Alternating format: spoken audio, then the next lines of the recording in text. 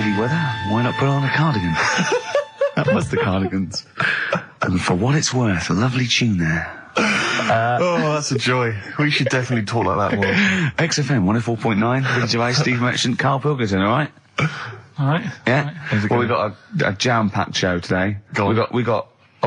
We got so many we got more features than Karl's got on his face. which is about the same as Morph. Yeah. Very few. It's just really a head, isn't it? A little. That's where I've seen him before. More. On Take Heart. Yeah. We've got, Rockbusters. That's Have we? still No, going no strong. more feelings on that. No, but he's said he's gonna, buck his ideas up. We've got, chimpanzee that. Karl finds an amusing monkey or ape related story. We've got Karl in a film again. Right, excellent. Yeah, we've had a lot of great response from that, Karl, on the internet. It was my favourite thing we've done. People raving about that. So can we say what the film is this week? Excuse my French, we've got some bloody great music. Oh, pardonnez-moi. Wow, I don't know. I don't speak French. Well, I'll just give you a taste. We got Oasis, Cardigans, you just heard there. We got Lloyd Karl. We got a bit of Pretenders coming up. Eminem, Feeder, Coldplay, all the greats. Can I play you some TJ's Fan Club later? Yeah. What should we have now? Oasis. Go on, then. Yeah. Brilliant. Oasis and Songbird. It's a nice little ditty It's all right, yeah. of a Saturday. Yes, thank you. XFM 104.9, Ricky Gervais, Steve Merchant, Karl Pilkington. I think we should go straight into it, Karl. I think we should do the competition. There's Karl in the corner. It seems a little premature, doesn't it? Do you reckon? Yeah, I Do you think reckon so. we save it? It's so good. We should tease it out of them. Well, it's a big thing. It's just that I've got absolutely nothing to say. Sure. So I haven't really. Well, I mean, like often I know you all have spoken to Karl in the week. This week, for some reason, I've been speaking to him. Oh, right. I spoke briefly to him about Michael Jackson and the documentary. Yeah. Now, of course, I thought that was extraordinary. Amazing, and I asked amazing Karl's piece of opinion. work. Yeah. And he didn't mention to me the fact that Michael Jackson likes to climb up in trees. No. He didn't mention anything about his bizarre relationship with children. He didn't mention anything about his obsessive billionaire spending sprees. Right. He didn't mention anything about the mannequins he has in his thing, or the fact that he drives around his sort of 7 hotel suites in Las Vegas in a little kind of old people's scooter. The only thing of note for Karl was he said to me, "Did you notice how big his hands are?" I'll tell you what, though. I did. What? How you look at the man's got like a face that he's had reconstructed. Well, I can't say that. That's libelous. Yeah, but, he hasn't. He's got He's had two nose jobs. Yeah. And you're looking at his hands. But I think it's because you look at him and he looks a bit like there's a bit of androgyny there, but it's sort of like it is quite a petite sort of old lady's face in a way, but then you see these labourers' hands come out. That's always the way with a tranny, isn't it? You know what I mean? Well, you can't accuse him of being a tranny. No, he's not. No, he's not. What are you saying? No, I know he's not. got enough issues now. You're accusing him of being a tranny. I like him. I thought he came out that brilliant. I thought it was really. I really felt sorry for him. No, I think he cleared up a few things as far as I'm concerned. I thought it was a fascinating piece of work, but I did like the shopping spree. That was great. Extraordinary. Because he's just got going around such just bad taste. pointing. I know it was bad taste, wasn't it? It was like one of those bazaar shops. Yeah. You know what I mean? There's anything, sort of a gift shop, but they're trying to make it look like Ming. But And it's sprayed gold. If he'd been living in a trailer park, he'd have been ordering, one of those porcelain dolls dressed like a Harley Davidson bike rider, or an Elvis commemorative plate. It was the kind of billionaire equivalent of that. But the hands were a giveaway. It's the same as those sort of transvestites. What was it about his hands? You know when you get like a cab driver or something, right? And he decides to turn transvestite about 60, and he goes on Kilroy. Do you know what I mean? That way, he's got a twin set of pearls, and he goes, "I've never felt so comfortable." But his hands are still big. He's got a little wig, and he's got the lipstick on, and he's with his teenage kids who are going, "Kill me." Do you think he's been having surgery on his hands to make them larger? Bigger, yeah. Is that why he was wearing that glove through most of the Exactly. But I think he wants to be a goalkeeper. Right. And they said, well, you can't, Michael, you've got big hands. It would help him climb the trees. Yeah. And he can play tennis now without a racket. Yeah. So what did you make of it, Karl? Were you intrigued? The Michael Jackson thing. Oh. It's, it was alright. But, that got a load of attention in the press. But the Trisha programme got nothing. Okay. Which, I know, Steve called me up in the week, right? 10 o'clock in the morning, I was at work. And he goes, What do you think so at 10 o'clock? Preparing this show. Most people go to work about 8, 9. You're watching Trisha and that. I said, no, what is it? He goes, oh, you'll be loving it, right? Freaks. Was it, Help Me, My Mum's a Freak? Siamese twins. Right. So I couldn't watch it, but he said, it might be on again because they repeat stuff on ITV2. Right. So I had my dinner late. Right, instead of having it at like 1 o'clock like I normally do, I had it at like 2:30. Yeah. Sat in the office, put the telly on, ITV2. These Siamese twins. Did it blow your mind? It was amazing. You know, we talk about a lot of things on the show quite a lot. The Airy Kids crop up a lot. I was waiting. It's been 10 minutes and you haven't mentioned the Airy Kid. Right, and last week we were talking about Siamese twins, weren't we? So it was weird that this programme was on, but it was amazing. I mean, what I think you can't refer to them as Siamese twins. I think they're known as conjoined twins. Why? I think Siamese is maybe considered derogatory or as an old antiquated phrase. Yeah, I think it's because the first famous ones were actually from Siam. Right. And that doesn't exist anymore. No, it's conjoined, Karl. Yeah. Get the phrase right. But you think that if that's happened to you, that wouldn't be that sort of offensive. The names that you must get called. Right. You think that's the least of your Siamese worries? twins, I'd say, well, that's, yeah. Now, were you stunned by where they were connected? Just live with it, we'd say. Because they were connected, of course, at the forehead. Oh, Sort of, which was quite extraordinary. God. What if one had bad breath? That wasn't a question that Trisha asked. Annoyingly, because I know that much of the audience was thinking that. There's a few things that didn't crop up. What questions would you have asked of them? Because what things did you feel weren't mentioned? I'd love to just watch Karl watching amazing things. Exactly. Do you know what I mean? It's like early learning thing. Mouth slightly open. Yeah, some mouth slight open, saliva. dribble, looking round to see if anyone else has seen it. You know, I mean that. Like when a cat sees a bird land on the balcony. Exactly. It can't believe it's luck. I'd probably say, how do you buy her, like, a birthday present? A surprise gift, yeah. Because everything's ruined. Sure. Right? I'd probably ask... Yeah. Well, did you not think it was interesting that one of them had a boyfriend? Well, that was a bit weird, wasn't it? Uh-huh. But what was the other thing that I was thinking when I was watching it? I was thinking if one got into crime and that was sent to prison... Right. What would happen? How would you handle that? It's brilliant. It is brilliant. If a chimp could talk. And what was the other one? The other thing was, what do they talk about? Because it's not as if you can say, well, guess what I did today? Do you know what I mean? Yeah.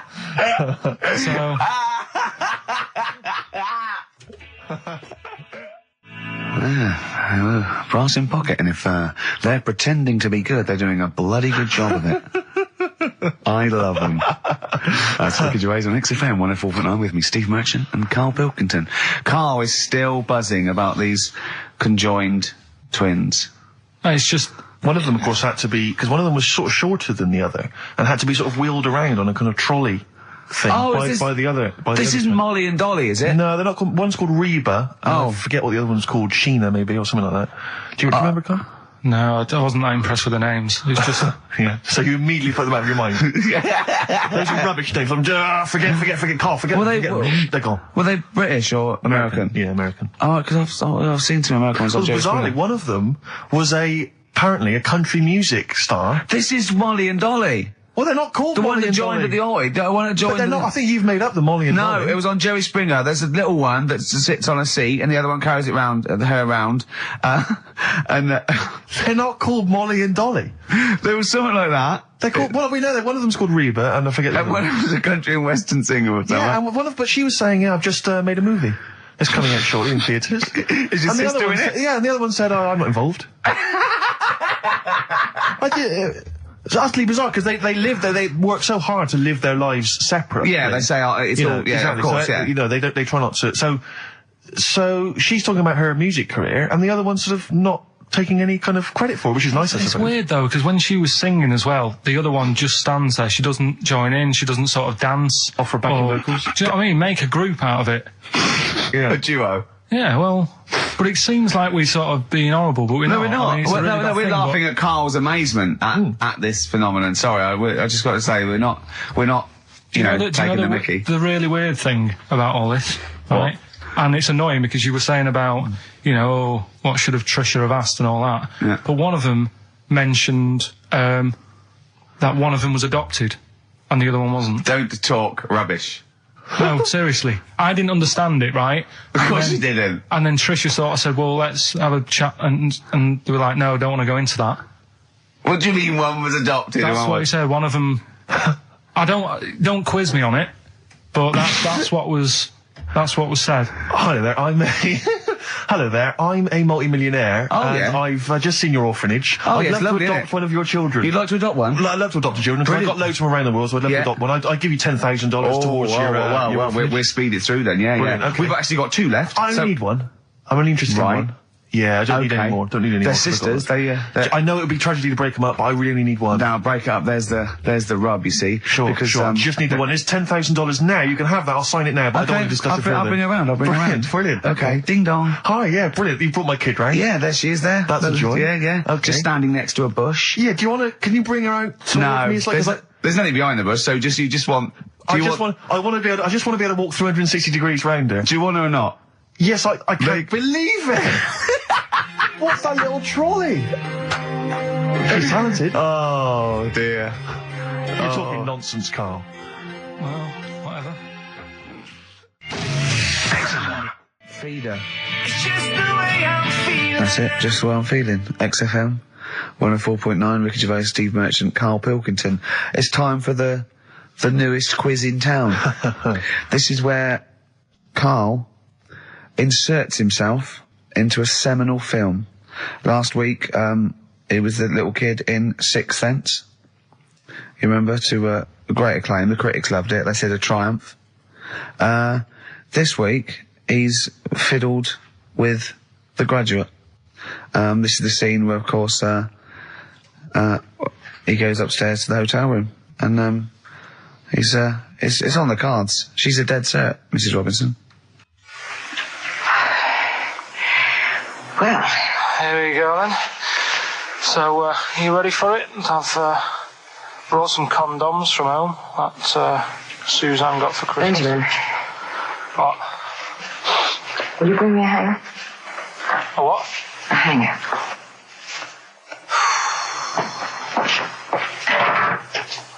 Tell you what, I've got wood. What? Just saying, I've got wood. I've got metal ones as well. What sort do you want? Either one would be fine. All right. There you go.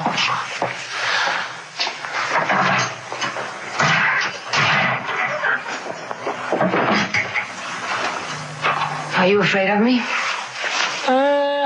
No. No, I've seen weirder things than you. Have I ever told you about the 2 lads I went to school with who had big heads? Webbed fingers as well. Not related, and weren't mates, but both had the same thing, which is a bit weird.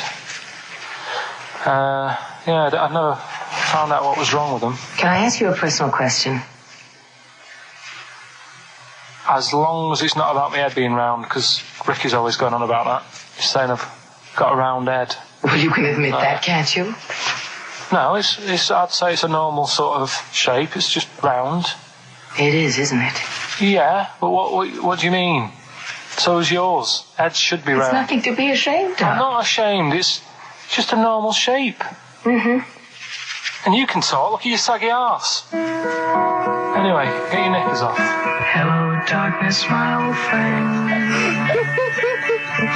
Oh, that was a joy. Oh dear. Oh. It's an absolute treat. Now, I should say that obviously the prize is a copy of The Graduate. Now, bear in mind that XFM is giving away these prizes. Yeah. Karl is so cheap that he wouldn't even buy it on DVD. He's bought it for $6.99 on VHS. It'll be panned and scanned. It won't be widescreen. There's none of the extra features that you get on the DVD. Look at Karl's face. He's gutted. Karl, did you pocket the rest of the cash? No. I have to use my own money to buy these. Right? What, you're using your own money to give this stuff away? Yeah. So I had to go and buy that. XFM is so cheap, I understand. Right? I know. And it's not worth having it on DVD, is it? Why not? It's an old film, so... So the quality is do you know what I mean? They can't really tidy it up. Of course they can. They do it from a print. They don't do it from the video. They don't get the video and go, let's make it into a DVD. An old Betamax copy that someone had knocking about. Well, anyway, it's the same film, though, isn't it? Fine, okay, well, you're right, yeah. But anyway, you can win $6.99's worth of The Graduate.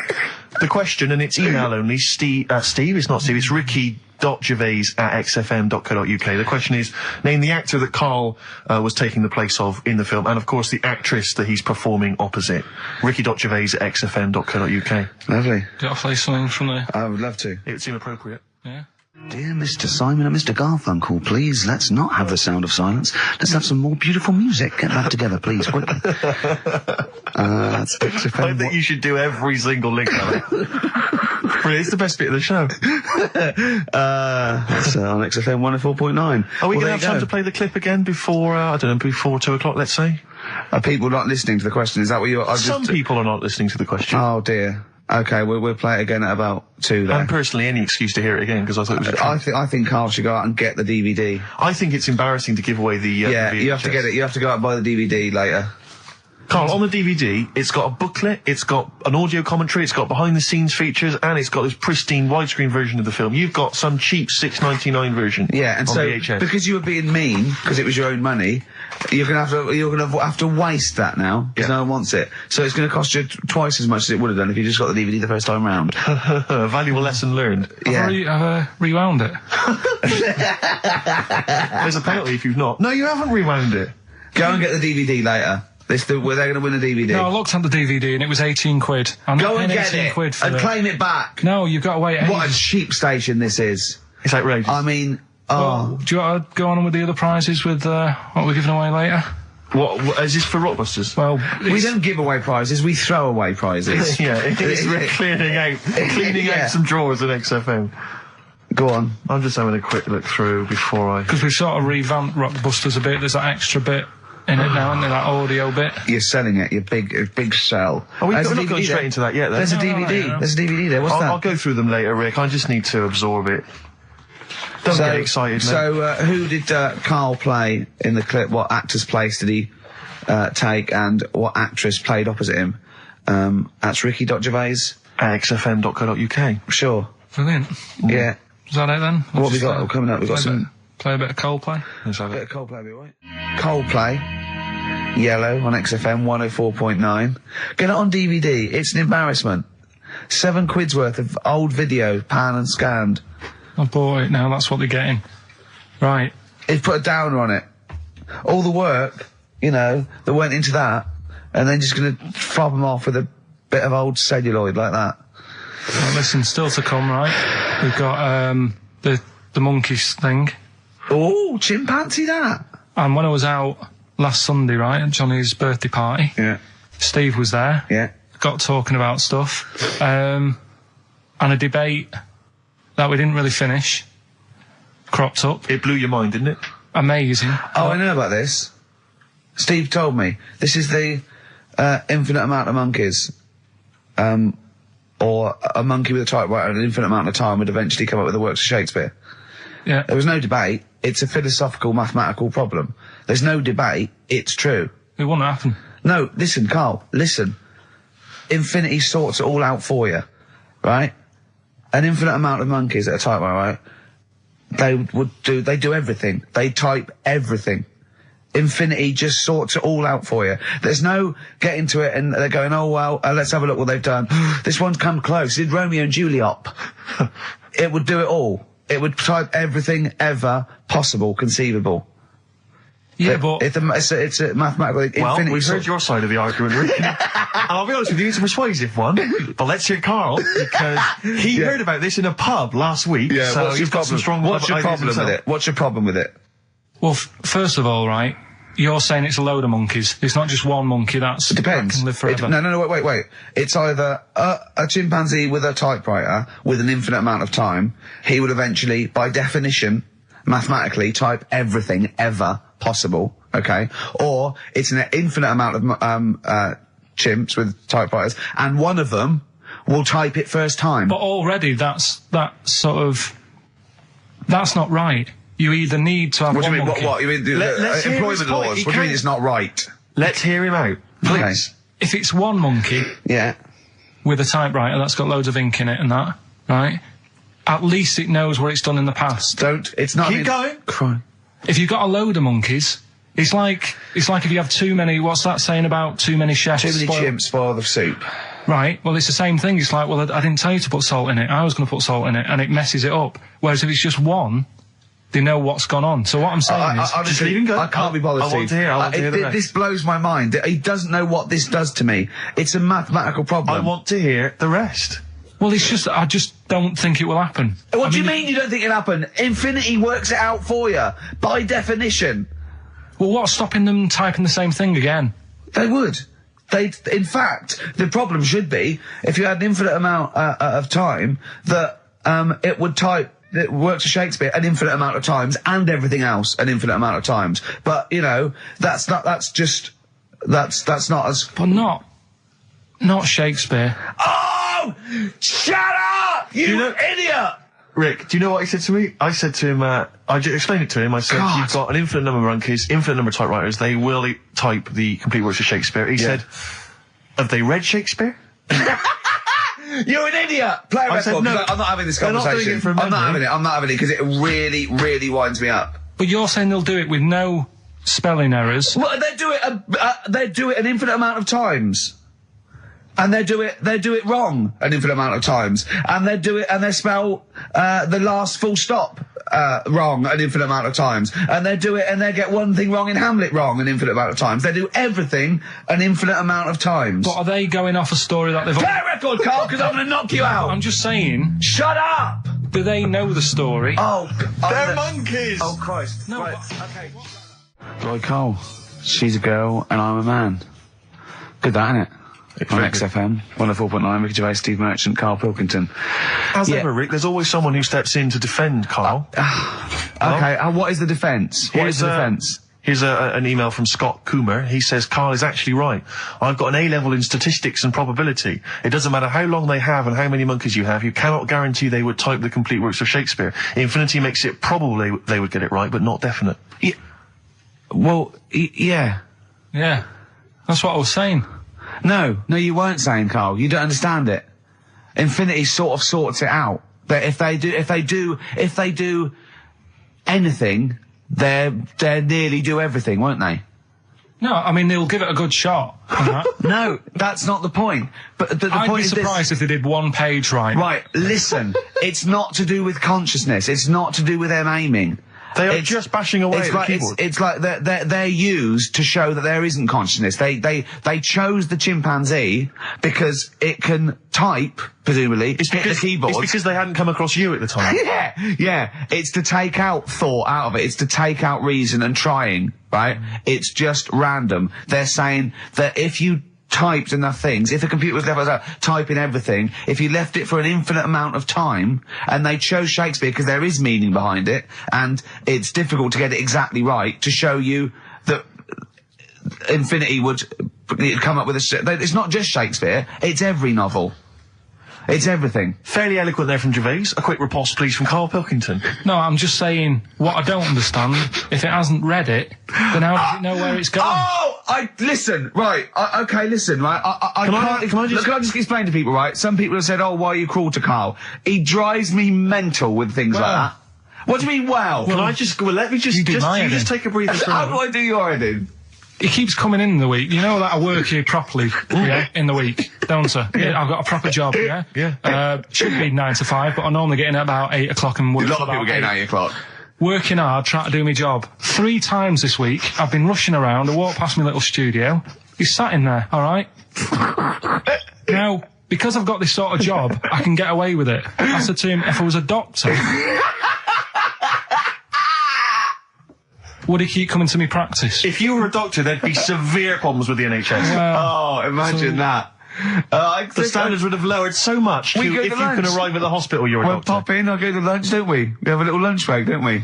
I go, come on, let's go now. He goes, I'm busy. I go, come on, let's go now. He's going, you're doing me head in. Well, when I was talking about the monkey conundrum with Karl, he said to me, right, if I had a day off work, and I was, say, watching the TV, and with one hand I was typing a typewriter, would I type Shakespeare? I mean...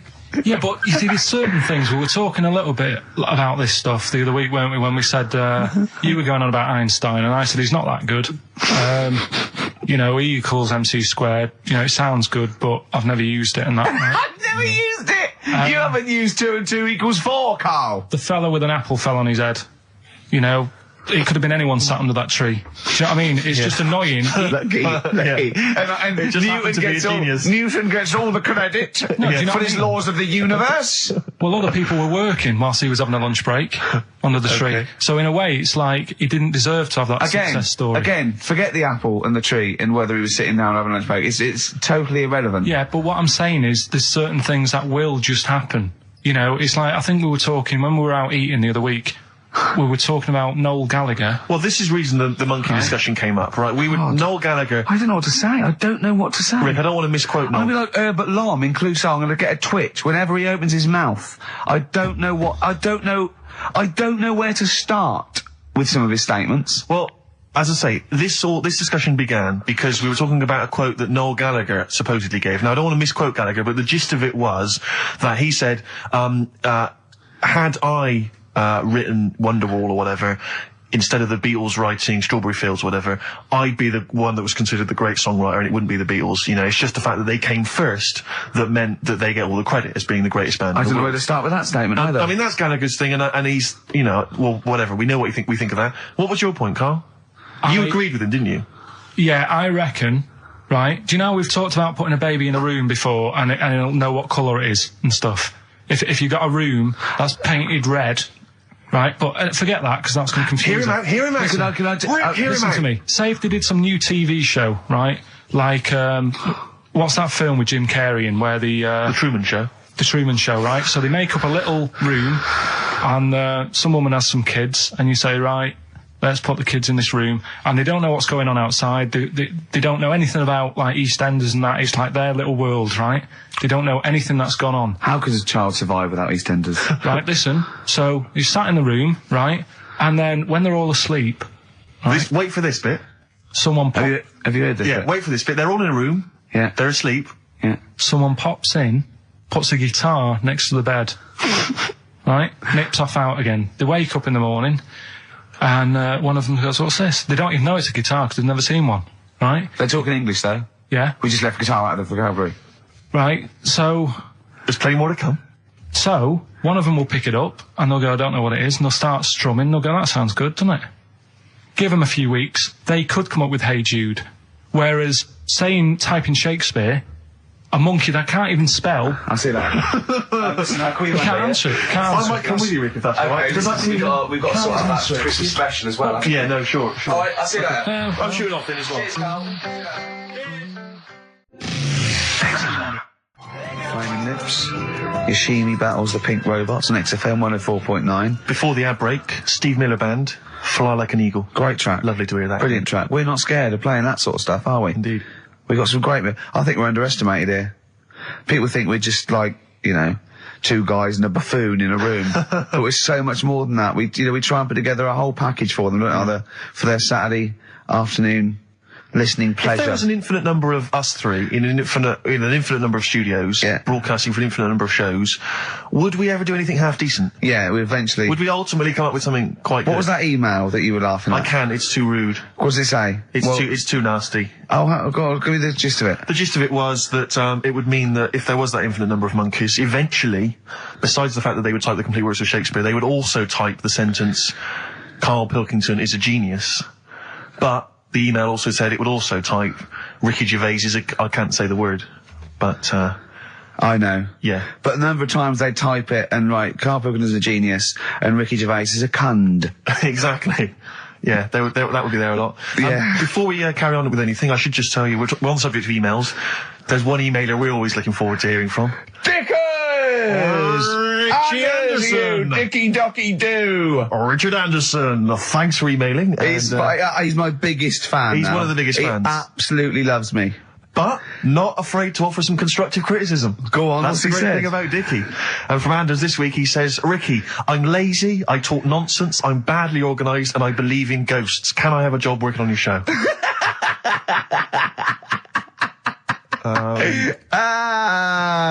Possibly, Anders. Maybe send in a CV. Or email a CV. He's put a little bit of all of us in that, hasn't Exactly. he? Oh, I'll ask him if he's a goggle-eyed freak, Steve. All right, calm down. Well, no, I didn't mean there's no need to get insulted. No, I didn't necessarily mean you, did I? No need to get nasty. Well, So I was thinking about that actually, Steve. Oh, God. Just talking of the old. What? What? Talking of the what? No, Do you know, like... This better be good. No, you don't have that many girlfriends and that. What do you mean? Carl, why are we on this? I was defending you in the whole monkey discussion. Come on, what's your point? What's your point? What's your point? No, what's the point? What's the point? I just was thinking... If there was an infinite number of Steves? You're an odd-looking fella. Come on, Carl, get to the... No, you know I know that. I've told you that loads of times. What do you mean, you know I know that? Well, there's no point pretending anymore. Steve, I'm flabbergasted. But also, you don't like spending money, right? He's mean and weird looking. Valentine's Day. Are you sort of... You know... You've got to love him now, haven't you? What are you happier with? The fact that no girls like you enough, right? This is really mental. Or are you happy because you don't have to spend any money on a card for someone? A little from column A, a little from column B. Right, let's have more monkey news. What have we got? No, we've got so much to get into this show. Insults, We don't need stupidity. the insults. I think we've got enough. We don't need the insults. Yeah, there's no more insults. No more What insults. angers me with Carl is he's been planning that. No, I haven't. I was thinking about it on the way in because Valentine's Day is coming up and I'm not a big fan of it. Condoms? You bought your girlfriend a box of condoms for Christmas. I don't think you can have a go at me. To be fair. No, but I don't just treat her on Valentine's. I'm always... Do you know what I mean? You don't even treat her on Valentine's. You don't even treat her at Christmas or on her birthday. When do you treat her? Hang on a minute. Wait a cotton picking minute there. Oh, why I order. Wait a minute. What was that? Tiffany dog. I treat your girlfriend better than you, and I've only met her twice. I took her out last night and she enjoyed herself. Where'd you go? Until she had to write the check. Where'd you go? To a chippy. A really... Play a record! It's a chippy? No, a really quality one. Right. Oh, God! Under a fiver for two. Oh, nice lots. wrapping. Not newspaper, greaseproof paper. And bread. Ash, and sometimes on XFM 104.9 I'm looking Gervais with me, Steve Merchant and Karl Pilkington. Right. We've got so much to get through. Alright. London's shit, innit? Sorry, I shouldn't swear on air my studio. Never swear on an on-air studio. Yeah. Apologies. Not really swearing, is it? I'll tell you what swearing is. Yeah, Graduate. You're going to play that again and give a winner. Give a winner. Well, let's hear it. So it's Karl Pilkington featuring in The Graduate. Yeah. Yeah. Well, Here we go then. So, you ready for it? I've brought some condoms from home that Suzanne got for Christmas. Benjamin, What? will you bring me a hanger? A what? A hanger.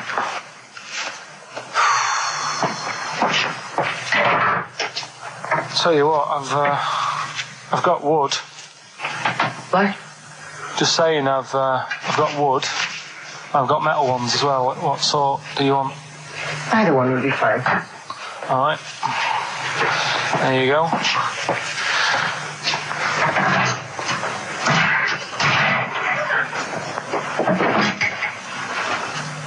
Are you afraid of me? No. No, I've seen weirder things than you. Have I ever told you about the two lads I went to school with who had big heads? Webbed fingers as well, but not related, and weren't mates, but both had the same thing, which is a bit weird. I'd never found out what was wrong with them. Can I ask you a personal question? As long as it's not about my head being round, because Ricky's always going on about that. He's saying I've got a round head. Well, you can admit that, can't you? No, it's I'd say it's a normal sort of shape. It's just round. It is, isn't it? Yeah, but what do you mean? So is yours. Heads should be It's round. nothing to be ashamed of. I'm not ashamed. It's just a normal shape. Mm-hmm. And you can talk. Look at your saggy arse. Anyway, get your knickers off. Hello, darkness, my old friend. Oh, dear. A classic, an Oscar-winning classic. Oh, Karl Pilkington in The Graduate. But what was the question, Steve? The question was, which actor was Karl Pilkington taking the role of? Well, that's easy. Everyone knows which that. actress was he performing opposite? I know that. And the answer's Ricky? Hoffman. Mm-hmm. And, Bancroft. Anne Bancroft, Dustin Hoffman, and the $6.99 VHS cassette is going to Laura Gomez because she says that she'd be happy with the VHS, not the DVD. So, best of luck to her. I hope she enjoys that. All right. Yeah? What we do next week? I've got loads of, I quite like hearing Karl in a sort of seductive environment. It gives you another insight into him. It gives you another dimension. I know. E.T. it is then. Exhibit X. and the track X. Have you seen 8 Mile, Rick? I really enjoyed it. You'll notice Exhibit makes a little cameo in that. Yeah, and that last bit, that wrap off at the end, it was lovely. It was just like, it was like Rocky or something. Shall we have a wrap off maybe next week? Yeah, The three of us. Yeah. Let's try and master the art of talking civilly to each other first before we start making it rhyme. Rockbusters, Karl? Yeah. I'm not a champion of Rockbusters, as you know, but I think it's overstayed its welcome. But I'm going to go along I think with Karl's just giving the fans what they want here. Okay. It's a popular thing, isn't it? Got some good prizes. The press are behind it. Let me tell you what the prizes are. It's a dance music compilation, Cream Trance Anthems 2003. I've been playing a lot of trance on the station. I put that on quite a lot and danced through it myself. There's the original motion picture soundtrack to the forthcoming film adaptation. When you've seen the film, I'm sure that will mean more to you. You like that, don't you? It's a good movie, yeah. Nicolas Cage playing himself and a twin brother. And it's wrritten by it's directed by Spike Jonze. Joined at the, what? No, they're not joined at the hip at all, or at the face. And we've also got the best one-hit wonders album in the world ever. What have we got on there? We've got things like The Crazy World of Arthur Brown, brilliant. Nana, 99 Red Balloons. The Rembrandt. In fact, it kicks off with Nana. Sure. That's followed up by I'll Be There For You, the theme from Friends by the Rembrandts. Yeah. And of course, Breakfast at Tiffany's by Deep Blue Something. Brilliant. Deep Blue Something. Is that the worst name ever? I think it possibly is. No, Sixpence None the Richer. Sixpence None the Richer. That's a pretty bad name. Okay, again, I know we've got a lot of chill-out fans who listen to us. The best chill-out album ever. Yeah. Bear in mind, of course, all these prizes collated by Karl from, I guess, people's drawers. Yeah, look in your drawer. Oh, dearie me. What is it? The only thing probably worth having is it's topical, if nothing else, Karl. A 7-inch by the White Stripes. Merry Christmas from the White Stripes. That was their exclusive Christmas single. So if that's early, isn't it? You get that. It is worth. A lot of people have got to wait 11 months before that's released. Yeah. Or was it last Christmas's? Exactly. And I have never heard of this DVD. Go on. I like to think of myself as being fairly familiar with TV and films, but I have never heard of Stephen King's Rose Red. Welcome to DVD. A place evil calls home. And it's on DVD. It's certificate 12, so don't imagine anything too shocking. And it looks appalling. Is Rose Red Mansion truly haunted? To find out, Professor... Okay, we've got the gist of it. They're not very good prizes. They're cobbled together, but if you've got nothing better to do, call in if you know the answers to these clues. It's Rockbusters. Let's not let them call in, Rick. Please don't let these people call in. No, they're not calling in. It's email only. Karl, don't interrupt me. I'm just... ricky.gervais@xfm.co.uk. Email only. I can't stress that enough. We just don't want to speak to you people. Right, go on. Right, so I give some initials out and a cryptic clue, and it makes up the answer on that. Well, sometimes it does, yeah. Go on. There's two of them, there's a new aspect, which I'll explain about in a minute. God. The first one is, cryptic clue is, well, if he would have been wearing an helmet, it would have been alright.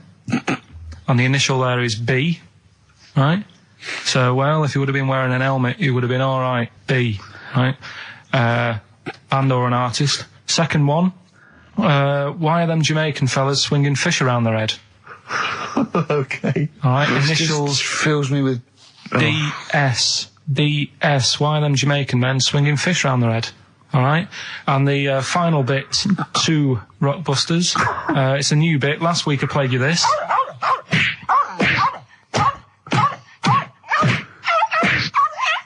His face goes along with it. That's someone beating up a dog. That was Smack My Bitch Up, right? So here's some sound effects and that, and they make up a song. I can listen to him talk all day. Let's have a listen to the effects.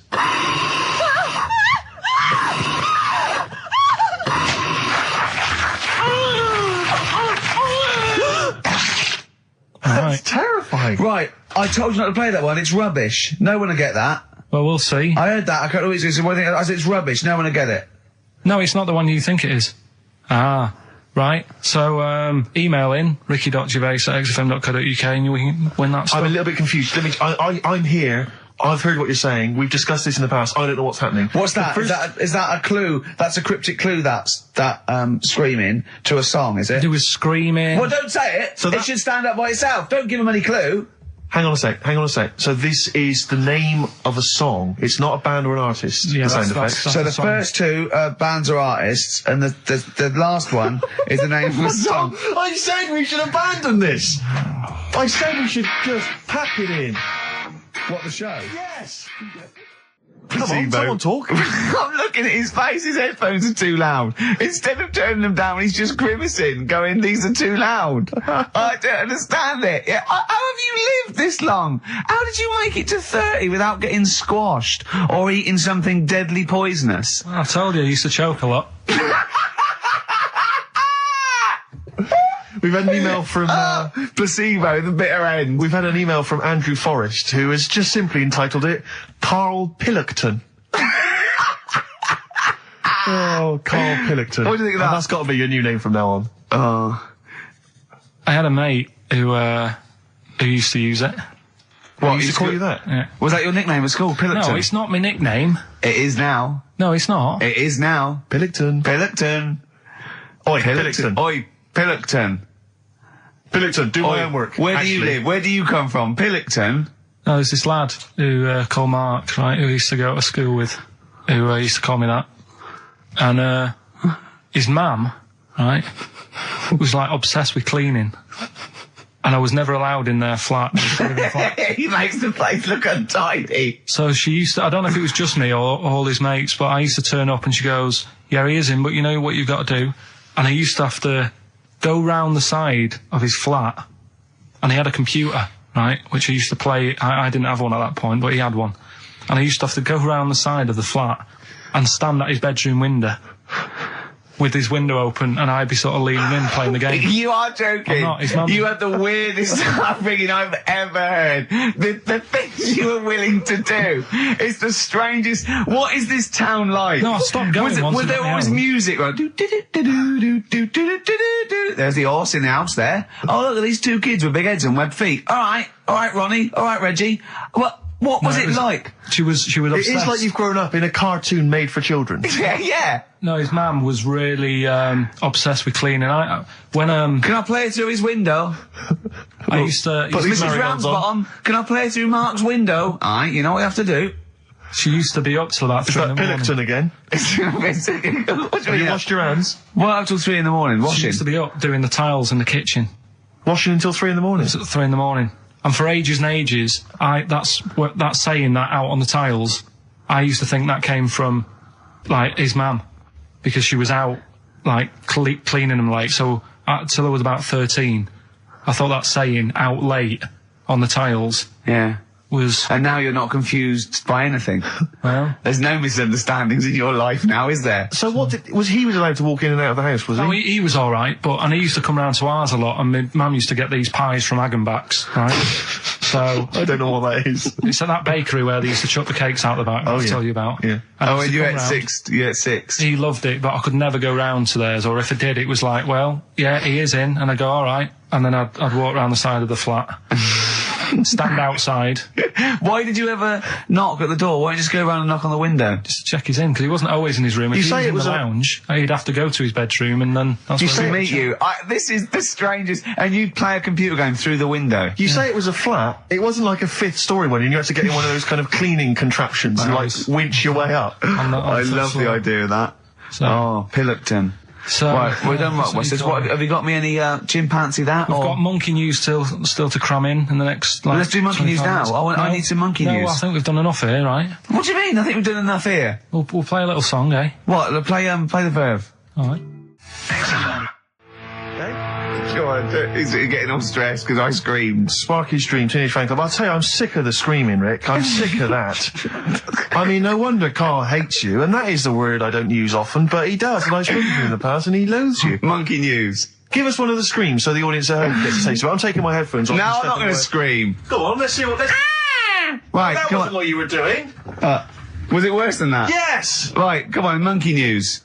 We're not going to... It's not called monkey news. Chimpanzee, we're not going to pack all the monkey stuff in. We've got a quarter of an hour. What other show can say that? Yeah. We're not going to pack in all the monkey news. We've got 15 minutes where we can't get all the monkey information in. Right, come on. You're going to love this one. Go on. Let's have the jingle. Oh, chimpanzee that! Right, I don't know how recent this was. Oh, God. 17th century? But it happened in Hackney, right? If you're outside London, that's in a place in London. And it's this monkey that's going about Hackney, nicking DVDs. Even the monkey didn't go for videos. Even the monkey knew, well, there's no point getting on VHS. The gradual on VHS. You're having it. Throw it back. Right, and there's a girl called Lisa who works in our office here, right? And I mentioned it to her because she lives in Hackney. I said, you familiar with this? And she said, oh, I remember something about it, which annoyed me. The fact that a monkey's running riot, but she didn't know the full story, and she lives there. What do you mean a monkey? Do you mean a chimpanzee or a monkey? I don't know. Is he a zoo in Hackney? Is he a zoo there? I don't know what sort it was, but it was like. Is there a zoo in Hackney? I don't know. That's what I was asking. So, right, get on with the story. So anyway, it's been robbing stuff, and the other bit that really puzzled me, right, is the fact that.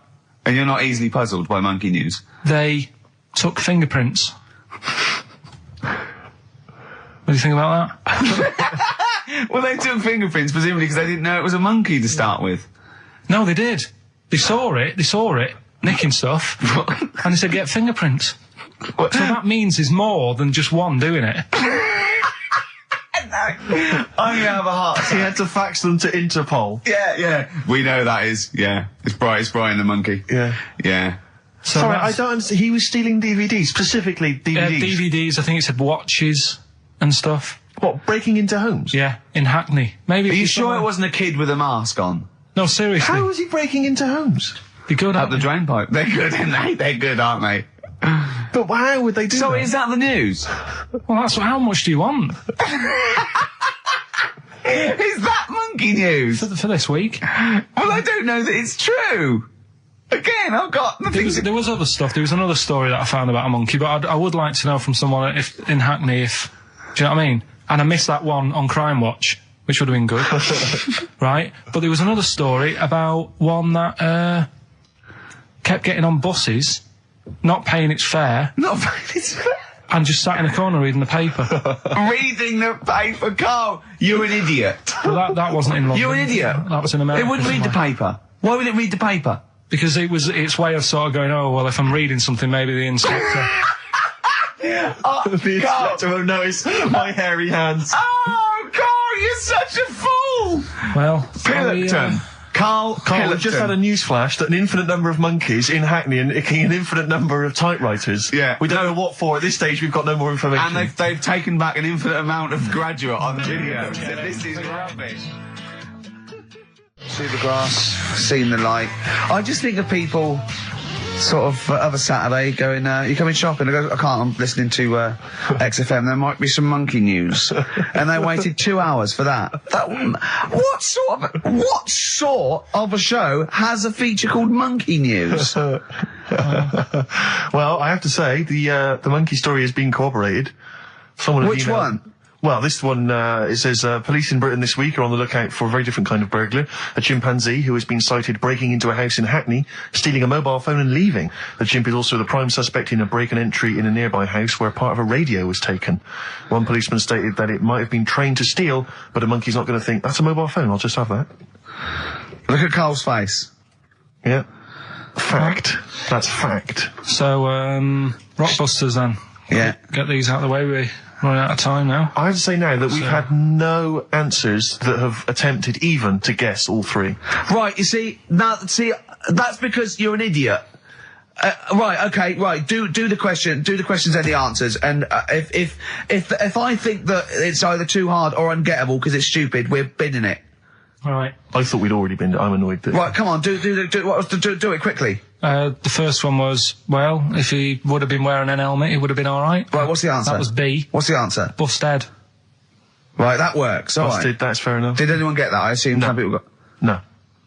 People have given up, Rick. People aren't even bothering to contribute. Right, what's the next one? They've just ignored it like it never happened. Busted. Second Busted. one. Busted. Why are them Jamaican men swinging fish around their head? Go on. That was DS. Yeah. 70s band, Trout Spinners.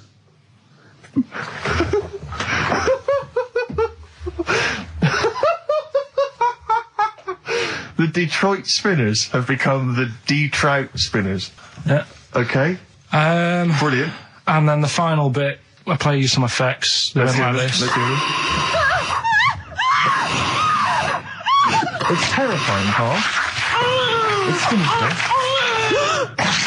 Well, what's happened there? What was happening? No. What's the answer? That was Born Slippy. The woman was having a baby. The doctor tried to grab it. It fell onto the floor. That's in your head, Karl. That's just a load of screams. That's and in noise. your head. Oh. Do you know what? I haven't even got onto Born Slippy. I'm still on the Trout Spinners. Well, let's put a song. That's it. I don't know what to say. A song for the... A song for the ladies, surely. Did anyone get any of those? Let's end with Nick Drake and the Beautiful Riverman, and we'll see you next week, and hopefully Rockbusters will be Trout Spinners. ditched. The Trout Spinners. Well, don't keep saying. How did you meet your girlfriend? Through work. What, through her work? What, you phoned up and said We worked at the same place. Oh, you're right. Yeah. You're quite an enigma, aren't you? Could you give us more on that? At work. You met her at work. What, she came in selling sandwiches? She was going through the bins outside. What do you mean you met her Why at are you work? having an attack on me? You're the not one having an who's attack sad and lonely. Oh, he's done you again. He's done you Yeah, but what I thought was interesting was I just scratched at him and he just went mental. Yeah, no, It's like a but bear caught in a trap. it's funny, isn't it? You'll never learn. Come on. I think I've got SAD. What's that mean? That thing when it's Sade. when it's dark outside and you feel depressed. Oh, yeah. I think I've got that. But you're from Manchester, aren't you? Isn't it like pitch black there all the time? Isn't it like which country is it? Iceland, or it's like dark all year? The land of the mole people. No, Yeah. I was telling Steve before. In fact, I'm not going to bore you with it. Go on. What were you saying about Wayne? Well, you bored me with it earlier. Can't you bore him with it? Yeah, it's only fair. What were we saying about what? Wayne King. Did you Oh, say- Carl, play a record. Oh, that's disgusting, Carl. You're a pervert. Tickets for K-Fest. Right, go on. What's that? It's like a rock thing that's going on tonight. Right. If you're into that Welsh. Right, well, name some of the bands. Names of the bands. Niall. Go on. Right. That's one of the bigger ones. Mark Lanigan. Who? Not Lanners. Is Lanners playing? He's not really. Yeah. Mark Lanigan really playing there? I think so. God, who's that? What? Who's that? Who is Lanigan? Is he someone you went to school with? Who is Mark Lanigan? Who else is Who on? is Mark Lanigan? Is he the promoter? Is there a baguette-shaped gap left in their holdall? So let's make some bread that you can fit down your trouser leg. What? That's not true! No, it's not, I read it in Euston train station. I was waiting to go back to Manchester. Where did you read What, these? scrawled on the wall in graffiti? Yeah. Do you know the Was it also meet me here for cock fun at 12 o'clock? The upper crust sandwich shop, Euston station. It's on the wall. Ages ago. Yeah. Only people with money had drinking or something. That's like one of my film reviews. Years ago. Welcome to History Now. Now, ages ago, only people with money had drinking or something. Keep going, Karl. Keep going. Like spirit and stuff. So they'd it's like businessmen. It's easy for you to say. This is getting to be cruel, isn't it? This is amazing. Yeah, go on. Why Go did you on. open your mouth, Karl? What were you hoping was the best that could happen? Because you were trying to make me look stupid before with the planet, so I'm not... Whereas you know... Yeah, go on, no, come on. Businessmen. Businessmen with money. I've got to drink and ching. the pigs come, if you like. Sorry? What did you say? What did you say? What did you say? When you do what, Carl? What? What did you say? No, what did you say? Because I don't want to have to go to the radio authority again. What did you say then? Just remember. We are going out live, Carl. Yeah, remember Tom Binns, right? What did you say? What I'm saying is, why were they shouting Vera? Because pigs don't come to the name, do they? Hey? I don't know the ins and outs of pig, of how to lure a pig into your trap. Can I just tell you some very, very interesting things about pigs? Please do. Right. One, everyone knows they have a corkscrew-shaped penis, right? A corkscrew-shaped Yeah. penis. That's the tail, isn't it? Two, they can't look up. They can't put their head back and look up, right? Three, they can have a 30-minute orgasm. Rick, is it only pigs that have got a corkscrew-shaped penis? No, and landlords. Okay. Very handy. And it was a Christmas play, and I managed to get a part in it. And, Did you audition? got a part in it, and I should have been playing the drums to the one about Kings. We Three Kings. Yeah. I was meant to be doing that, but Little Donkey came on, and it was one of the. What do you mean came on? That was like next up on the next song. Right. And it's one of them songs that you can't help sort of tapping along to. Yeah. Do you know like if I was to go yeah, you'd have to finish it with. Yeah. Do you know that they actually send that into space? Do they? And what, hoping that aliens will respond with that? Yeah. They do that because apparently it is one of them things that you can't help. What, even if you're an alien life form? Yeah. They know that, do they? Yeah. But anyway, what, because they watch Star Trek or something? Hello. Knock knock. Yeah. No, seriously. Is it true, like, if you send out knock knock into space, yeah, they have to say Oggy, oggy, oggy. Oh, that is great. Seriously. Oh, hold on, what's something out there? Was a little green fellow? That is great. Yeah. So anyway, that is Little Donkey is like one of them tunes that you can't. And I was there, and I had the drumstick, and I thought, oh god, the drumstick. I could feel myself. And anyway, just wanting to do it, yeah. I started going along and playing Little Donkey, which I wasn't meant to do, but it went down such a storm. Okay, the film review. Gladiator. It's all right. Nothing great. It's like an old, sort of an old version of Rocky done in the olden days, really. Right. A bloke fighting other people. Sure. How sort of well known is the story? Do you reckon people know the basics? Well, just very quickly, just do the plot. Quickly. There's a guy called Max. Maximus, yeah. Yeah.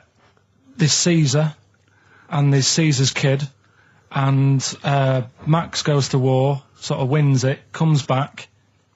Caesar says, "You're good at what you do. I wish my son was as good as you. So I want you to be in charge when I die." His kid finds out, a bit annoyed about it, kills his dad, because he don't want anyone to hear that he said that he wants him to be in charge. Yeah. So his kid gets in charge and thinks, I'll show you. You're not going to be king, I am. You're going to be a slave or something. And then, next thing you see is... Sorry, can I just stop there? My only thought is the film's 3 hours long, so maybe we shouldn't go through the whole plot. We've done the first 10 minutes, but go on. So, yeah, he's a slave and then... Yeah, but then, that was an interesting bit that I thought, right? I mean, I was watching this with a girlfriend, she was already annoyed because she wanted to watch Friends on E4. Okay. Yeah. It was a good episode as well this week. Was it? Yeah. Don't tell her that. Okay. Right, so she was annoyed and she said, come on then, put it on. And I got it wrong straight away because it says on the back 149, so I thought that was an hour and 49 minutes. It turned out it was 149. No, I thought it was 1 hour 49. Yeah. But it was 149 minutes. Sure. So it overran anyway. By 40 minutes. Yeah. People got sick of him and they said, oh, we'll have to get rid of him. So they tried to, he loved cakes as well as women. Okay. So they said, let's poison a cake. And they poisoned a load of Easier than poisoning a woman, wouldn't it? And he ate these cakes and it just didn't kill him. And they were like, God, what's going on? And they kept giving him more and more cakes. And he was suspicious. And that didn't work. So the fella said, that's it, I'm going to shoot him. So... They were like, I'd be there sort of punching people in the arm. That's a great game. Oh, I love that, punch people in the arm. Is that part of the Olympics now? it's I think it was exhibition this year. Right. But it's going to be a pro next year. It's going to be the Winter Olympics because you've got to do it in just a cap sleeve shirt in winter. Yeah. So you're playing that? She, but whilst I was she didn't appreciate that. She used to go, ow! No, I always think whilst I was doing that, they were like the Charlie's Angels and they'd be sorting out a mission somewhere. Because they were really like, there was something about them that you thought, You know, yeah, they're special. They were private detectives. What if they work for a man they never see? I don't know if you saw it. What did you make of Posh Spice's Warts and All documentary? Yeah, I saw a bit of it. What did you make of it? I mean, people are slagging them off, aren't they? Saying, you know, she's daft and that, but Don't make you. she's. I think they're all right, honestly. Yeah, you know, all right. she's all right. I mean, I think David's really a decent bloke. Sure. Tell us the story. What have you learned? Do you want to ask some questions? No, not really. Just sum it up in a minute. What do you Can't think? do it in a minute. Well, can I ask some questions then? Where was he born? Austria. Tell us about his early life. Right, he was a young lad. Brilliant. What in his early life? Okay. Yeah. What's the name? His mum was his dad's second cousin, which is a bit weird.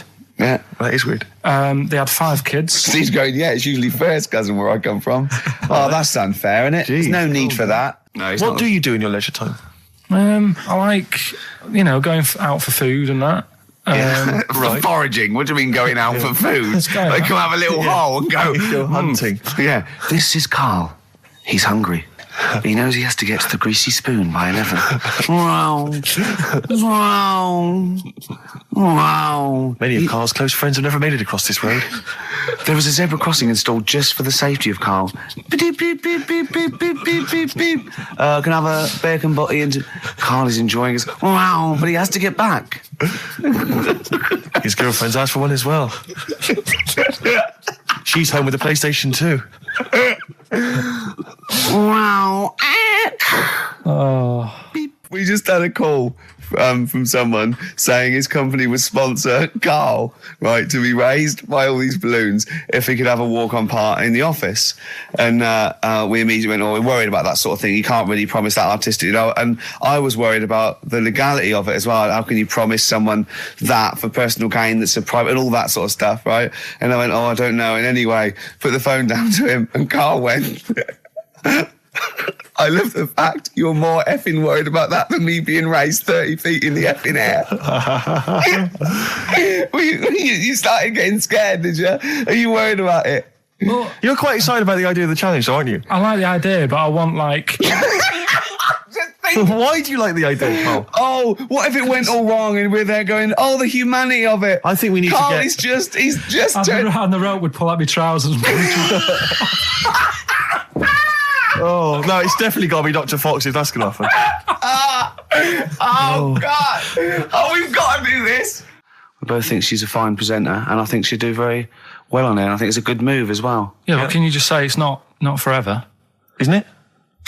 No, I think she'll become more popular than us. And At least she can- I think that'd be the end of us, to be honest. Well, she can that- string a sentence together. I think she'll get lots of PR and everything. And she goes out with Big Boy Slim, Big Boy Slim, who's, you know, a good DJ. he's a good DJ. And, is her name Zoe Slim now? Yeah. Right. And, you know, there will be nothing. It's 3 months, isn't it? She's taken over for. Is she getting paid the same as us? I don't know. We'll find I out. bet it's a hell of a lot more. I'll go mental. I bet it's good money. It's good work. I'll go mental. A kid used to take a horse into the house.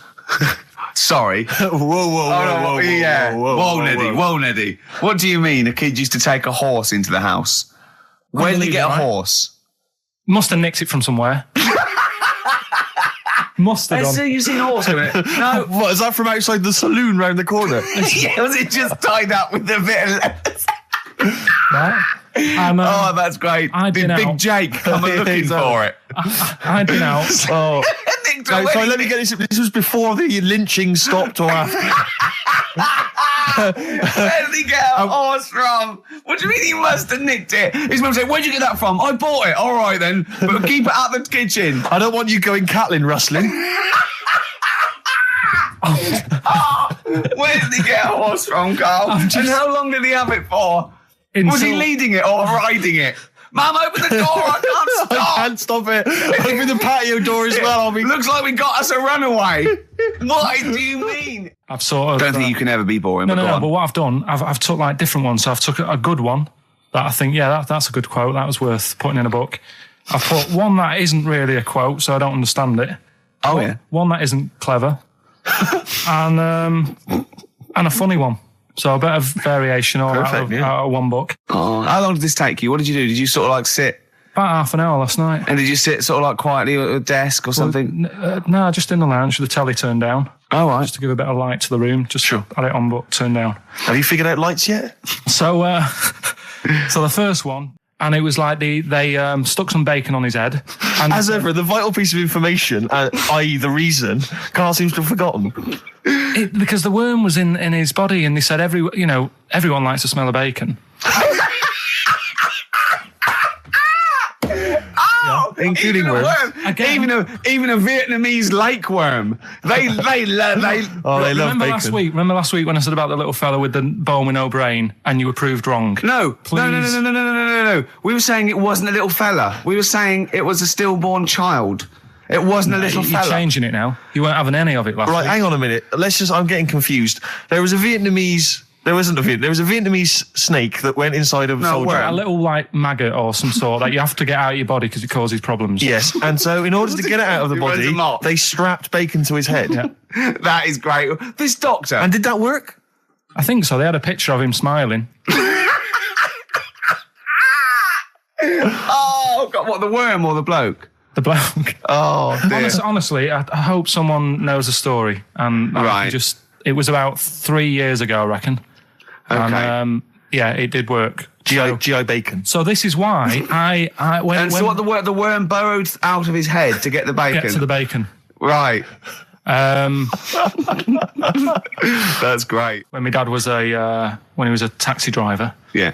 You used to have to sort of do your bit for the local area. Oh God! By taking the Forest Gump people to Blackpool. Yeah. Is that what they're called now? The Forrest Gump people? Is that what the organisations that support them ask for them to be referred to? A minibus with life is a box of chocolates.com. Forrest Gump types. It must be. So you work with these people. The people with learning difficulties. And they used to get 5. Coming home must have been a busman's holiday. So he got 5 of them in the cab. Yeah. And he had to go to Blackpool, and 4 of them were really good, behaving themselves, didn't mess about, weren't fighting and stuff. But there was one who was just causing loads of trouble, and he couldn't control him. Oh, and what you've got to be able to do with people like that, you don't want them to get stressed out because it's not good for them. It stresses them out, and you could end up with a bit. Thanks, Dr. Karl. You could end up with a bit of a riot on your hands. So he thought, I'll nip this one in the bud right now, and he pulled up just on the outskirts of Blackpool. And he took the one out that was causing problems and put it in a wheelie bin. Oh, no. Oh, I'm sorry. I apologise. He did what? Oh, He did it for the good of the others. He put it in a wheelie bin. He was having a good time. He thought it was one of the rides. Can you stop saying it? He had another problem similar to it where he had a little minibus, and it was his job to take a load of old women to the bingo hall, and it was miles away. And he took him there. There was no problem. About 10 old women in a minibus. One of them was causing trouble, so he pulled over. No, right. So he took him there. Everything's fine. He dropped him off. They had a lovely night. Yeah. Right. They had a lovely night. Won a bit of cash. Coming back, it's a bit of a late night, and they all started moaning at him, going, "I want to be dropped off here. Take me there. I want to be dropped off first. I've got to get up early. Blah blah. My husband's expecting me. I'm already late. Take me here first. Take me there." And he just pulled up in the middle of nowhere, said, "Get out." And he made them get out, and they all called for taxis. They charged that company who was meant to be taking them home in the minibus, and he got the sack. My mate, Anthony, his mum called up my mum and said, I've got to meet up with you. I've got to have a word with you. And she said, what about? She said, I don't want to talk about it over the phone. So she goes, oh, right. Well, yeah, come round tonight then. So anyway, my mum sees me. She don't want to be in an awkward position and be a bit embarrassed and what have you. So she sees me and she goes, right, Anthony's mum's coming round. What have you been doing? Yeah. So I go, oh God. I said, I've been nicking stuff. So she goes, like what? So not big stuff. I've had a few calculators and Mars bars and stuff. How many? I'll just work it out. Hold on. Works out at 7.2 per day. So, how many calculators do you need? So it was when that phase. You failed maths, didn't you? Everyone wanted a calculator. It was like a trendy thing, wasn't it? Right. Oh, yeah. In Manchester a couple of years ago, yeah. So anyway, so I told her all this and I confessed to like... Computers will make it there one day. I confessed to There's magic in the back of battery. Go on. Confessed to nicking all this stuff. She comes round. She only wanted to borrow some money. Brilliant. She said, "Oh, I don't like asking. I was a bit embarrassed to ask you over the phone, but can I borrow 20 quid? Oh, that's fantastic. And there's me. That's great. And it's similar sort of thing to yours. And did you... And he went, hold on, Mum, let's just work out the interest on that. I bank 10%. She'll owe you £4.40. Yeah. Oh, so your mum was a loan shark. yeah. And did she mention? She went, I just with that other, because what I'm saying is presumably you got your mate in trouble. No. Right, you didn't. No. She went, no worries, I'll just go and get my purse. It's on the dressing table. Exactly. Yeah. Karl, do you want a cigar? Well, quite, yeah, but what is exciting, surely, is the razzmatazz and the brushing shoulders with the rich and famous.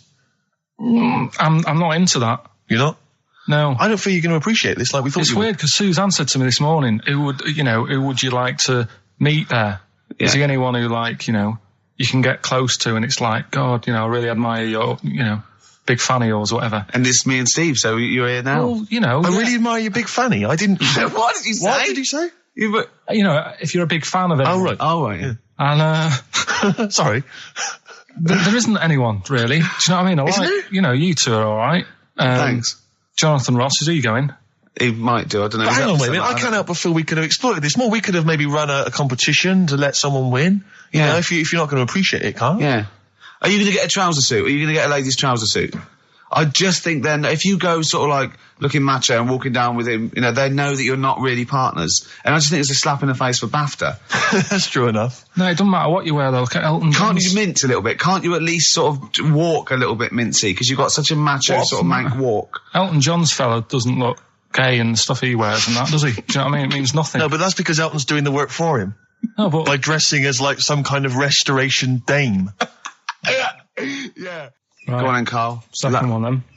This is a bit easier, but I still think it's a good one. So this is, we should explain what this is if you've just tuned in. It's one of those stupid lateral thinking problems. That Karl himself has created. Yeah, that was his homework. Right, this one. It's a fella. He has a normal day doing stuff. Nothing wrong with him. Right? And It's the twist in the tale. It's just like Tales of the Unexpected. Just a normal day, nothing wrong with him. Hold on, though, he's got the legs of a fish. Go on. So, that's what he's been hiding his legs. so Go on. he does his The normal... legs of a fish. Sorry, Karl, carry on. He has his working day and that, Yeah. and then he gets a bit tired. Goes to bed. He puts the light on, leaves it on, goes to bed. Oh, That's crazy. that's mental. I can't think what's happened. Anyway, here's Radiohead.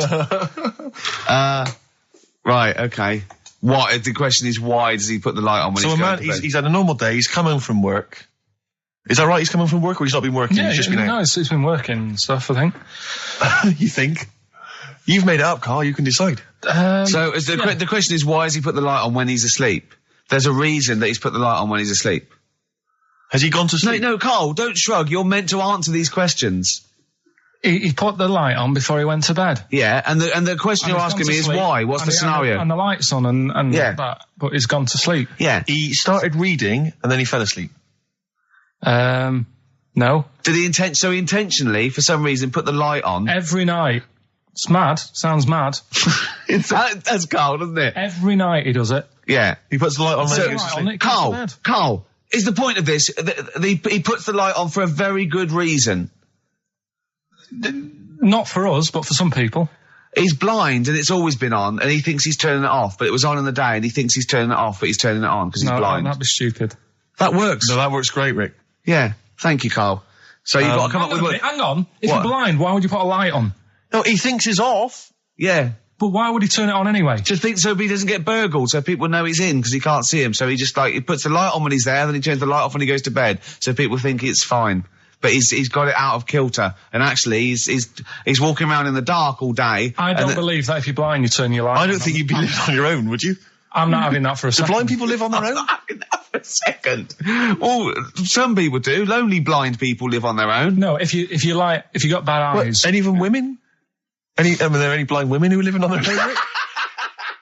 Well, never mind your concern for the partially sighted or sight impaired people coming to London. Get on with this.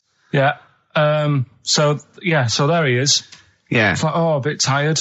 Yeah. Just put the light on. Get to bed. Yeah. So he turns the light on and he goes to bed. Yeah. Oh. Should we play a track? He's not sleeping on the job. He's a lighthouse keeper. Well done. Is he a lighthouse That's keeper? not it, Carl. He's a lighthouse keeper. Right. Why wasn't the light on all the time? Because it's light in the day. You idiot. Play a record. What? Play a record. You're a buffoon. No, actually, the light isn't on in the day, is it? No, it's not. I think you're the buffoon. Yeah. Karl has won!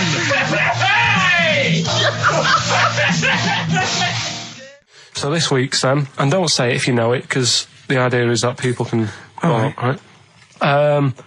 There's this bloke, and he buys a new house, right? And he's well happy with it. His girlfriend moves in with him and stuff, and she says, right, let's clean it up a bit. Yeah. And, straight away it'll be worth more money. Good idea. So he says, right, you do the kitchen and I'll do upstairs and that. She's stripping the kitchen down and he goes upstairs and he's in the bedroom and notices little hole to the attic. Oh, right, brilliant. Right. So he goes, I wonder how much room's up there. I've never weighed it up. So he goes up there and it's all like dusty and a mess. And he goes, this could make a good bedroom, this. Yeah. So he starts cleaning it all out, puts all the rubbish, bins the rubbish straight away, and there's little boxes with bits in that don't belong to him. So I wonder what's in here, right? So he opens one of the boxes, it's like a little lamp. Oh, right. He goes, this might be worth a few quid, right? And he rubs it. Magic lamp. And all the room goes all sparkly and stuff. And he goes, oh, what's going on? And then this fella appears, right? In a nice sort of pair of 501s. Right. And he says, what do you want? I know already. So all the first bit is irrelevant. Yeah, but it's about building the story, isn't it? So don't say anything. Do you think you know it? Steve, do you know it? I don't. So I just quickly recap the end there. I almost missed the end. There you go. He's in the attic, right? Yeah. His missus is still downstairs. She's not up there. Okay. Right? He's on his own. And he cleans this lamp, right? Yeah. And this fella appears out of all this smoke, and he's wearing a nice pair of 501s, and he's wearing a shirt, and there you go. What's the song? What song are you thinking of? The lines are going mental. Because it's so easy. Let's play a record, Karl. We'll come back and we'll find out if anyone's got that right. That's a great one, Karl. Really. Right. Did you just come up with that? Literally in the last 10 minutes. Genius. This is genius. Definitely. I mean, if those calls aren't from major TV companies, I don't know. Dynamite stuff. A lot of them are. What's his name's lawyer? Simon Mayer. Simon Mayer. That's my favourite thing I've done for years. Yeah, not bad. That's great. Back to form there. So, okay, line. The lines are going mental just because it's easy. Go on then. So I first one to get it. The first one to get it, but... Well, it's not that though, Rick. I mean, Karl has just decided to revise the actual rules of the competition. Yeah. So that, we've decided, is very easy. So that's now a qualifier. And so then they have to answer one live. Exactly. So whoever gets that one right can play for big money. Is it a quick one as well? Because some people will lose the will to live. Yeah. Just cut to the chase. And because they've got to qualify now, we're throwing an Office DVD that aren't ready yet. You'll sign that, won't you? Yeah. Yeah. No. That increases value by 42 pence. Right, go on. We'll just go live, yeah? Hello, XFM. Yeah, hi, how's it going? Not too bad. Not too bad. Listen, a very, very quick recap, Karl, if you will, please, for the people listening. Very quick. Right. A man ends up in a loft. Man's, after moving into this house and he's in the loft. And he's tidying up. His missus is downstairs doing the kitchen because that needed doing. He's up there. He's cleaning up, emptying the boxes. He finds a little. He rubs a lamp. A fella comes out wearing 501s. What's the song? What's the song, mate? are you talking to me? Yeah. Sorry. Yeah. Well, look, I'm sitting in this bar, right? I'm not ringing up relating to anything that's going on right now. I'm after one of these armbands to go and meet Bowie on Monday. Can you help me out? What? What? Piss off. You can't say that to our public. Yes, I can. What I can't bear is people begging, Rick, on the radio. You know, I can't bear it. Is that the Australian People bloke just who's got the Bruce Springsteen He's got- tickets? Hello, XFM. Hello. Hello. Are you phoning up for an armband?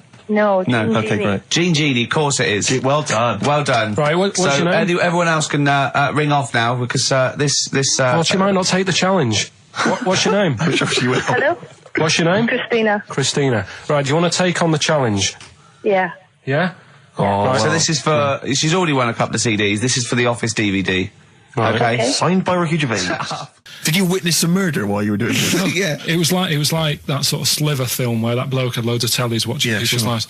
So that was going on in my mind, and then I was washing up, and I picked up the plate, and I thought, it's amazing, isn't it? The human body, the way you can just sort of, I want to pick that up, and you do. Yes. And the way your hands work, right? You've got 5 little digits, but it's just the right amount to do what you've got to do, right? So I'm washing, I'm cleaning the plate. Sorry, Carl. Stop. It's just the right amount. Might be one of the most genius things I've ever heard said. I would love David Attenborough to phone you up and say, Carl, how do I word this about the evolution of the mammalian front limb? Just go, we'll just say it's the right amount. But it is. One of course extra it would is. get in the way. Yeah. And one less would just make it a little bit more tricky when picking up a bit of a slippery dish. Sure, or buying gloves. Yeah. A slippery dish. So then I was thinking, imagine like going to the doctors and he's saying, yeah, everything's all right, your heart's good and everything, but Your art's good? What, your Larry's, or...? yeah, your heart, you're in good form and what have you. It's good news. I had Giano in earlier. He's not looking good. Yeah. Fast waller. But you're all right, but your hands need to come off. Right. Blimey. But That's bad. Like, I'd get a second opinion initially. But a better good news, I've got a nice pair of feet I can sort you out with. Yeah. And he puts them on, and then I was thinking, right, first of all, washing up, what would that be like? I thought, Steve. that'd be tricky. Yeah. And then the second thing was, it'd probably ruin the sort of the shape of your jumper. Because you have to keep putting the feet through there. Yeah. And then I thought, I could still cycle in. Okay. To work. You could run in. Well, that's the thing. You'd be really fast. Well, that's what I was thinking. I thought I could still cycle because I could balance, and then I thought, but the only thing is I probably couldn't pull the brakes. Because of the little short things. Yeah. And then, like you, I thought, but then again, you're running in half the time. So that's what was going on in last night. So she said, yeah, it's a nudist beach. So I said, well, why, what? I said, we're all it's all mixed up. Normally on a nudist beach, it's a nudist beach and you don't go wandering on there when you get your clothes on and that. So it annoyed me a bit because there wasn't any signs. So this fella's getting closer. Well, the knob out was a sign. Yeah. Right, so he's getting closer. And he walked past me. It was an old fella. And he walked past and he had a hat on and a little pipe and a big rucksack on his back. Right, so he got me thinking. Not strictly naked. I'm walking along and I'm thinking, right, why do people want to do this? So straight away, I wasn't on holiday anymore, because most of the time when I'm on holiday, I don't think about anything. Right? Your mind's a blank. I just switch off. Right? But all of a sudden, this has got in my head now, and I turn around to look at him, and check out his arms. And this bag, right, I swear, it was massive, right? What? You had a massive bag? The bag. His rucksack? His rucksack. Oh, right, okay. When he said there was an old couple coming towards me, I said, what was lower, the bloke's bollocks or the woman's tits? And he said, well, that was another point, she might as well have worn knickers. Because she was so naked, you can see it. That's what he said to me. So you saw the bag? So it annoyed me, yeah, because the whole idea, innit, this is what I think, I might be wrong, right? Might be wrong. Chances are you never have been. You never have been before. Being nudist, right? What's it all about? So I'll tell you, on that point, Carl, let's play a tune, let's come back and we'll discuss... What are we going to play? We'll discuss that very issue. We've got some ideas, we did chat about this last week, Carl, in your absence. Alright, well, we'll play the choral. Okay. It's a good one, this. Yeah. I'm sure if there's a doctor listening or a nurse, they will clarify that if they pump you with all sorts of stuff, it wants to come out. Right. So you're sat there having a serious chat. It's a quiet hospital. The woman next door with the blue hands suddenly starts seeping gas, right? I start laughing. Because if there's one thing that makes you laugh, it's like... It's a 98-year-old woman with blue eyes farting. So you try to hold it in because it's a really quiet hospital, and it'd be obvious that that I was laughing at, and I didn't want to be mean, but it was funny. And then it got me talking about my auntie, because my auntie Nora, she same thing, pumped her with loads of drugs. She used to have a cabinet next to the bed is like Boots. She's got loads of stuff, right, for all sorts of stuff. And I mean, she's not that old, but she's on loads of stuff, right? She's a bit coked up, is she? She called up my mum once. And, you told us this. Go on, tell it again. And she said, "Oh, how are you doing?" And that. She's all right. Bit worried though. My mum said, "Why? What's up?" She said, "I've been breaking wind." So she goes, "Well, you know." She says, "No, but this one is going on and on and on." And she was like, she was like, what do you say? What's like passing wind, farting for 5 minutes. one thing, not like, you know, trumping and then nothing. Yeah. Continuous drone of a fart. I'm eating. Hey? I'm eating. So am I. Carl, you have to carry on. Right, yeah. We're all eating. Those crisps, food crisps. So last week, you were playing your feature, that song I shouldn't switch off because I'm enjoying the story. Yeah. And we played Living for the City, only you played the single mix, which doesn't have the entire second act, if you will. Yeah. So, Carl, you've not heard it before. I've never heard it before. You're excited to hear the second act, because as far as you're aware, there was a young guy, he's living with his family, they're fairly impoverished in Mississippi, but, you know, they're happy, they're getting on all right. But you're not even aware that he's moving to the big city. No, it just fades out. Well, that's the city in question. I mean, I've liked this song for, must be, 3 or 4 years, and I've always listened to the single version. I had no idea that I didn't know the full story. So, yeah. It's not, I mean, I know your attention to detail, you like to know the full story, like, where everything was. Well, the whole idea of the feature is to say, you've got to listen to the song. Where was the lead plate thing?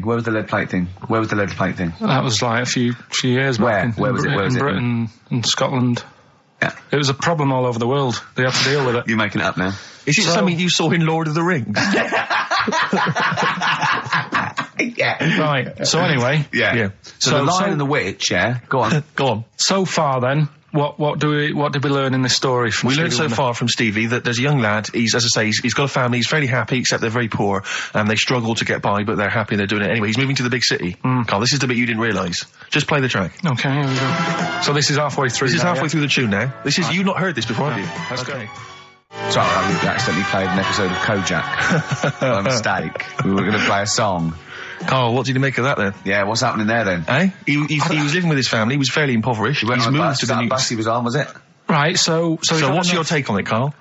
After hearing that, what I've worked out by it, the first part that we heard last week, everything's alright, but it's not that great living in Mississippi, right? So he goes, I'm going to go to New York. There's plenty of work there. Yeah. They'll sort of accept me as, and everything. So he goes there, and the weird thing is, he's hardly, been in New York for a second. He gets on a bus, all of a sudden some coppers arresting him. He's like, what's going on? And then he's got 10 years. I mean, what you can't hear, because the levels are quite bad. I mean, I work with sound. I can't really hear what's going on. You're criticising Stevie Wonder, I'm sort of guessing that he didn't pay his bus fare or something. And 10 years. He got 10 years for that. I really don't know what was going on. And the last one.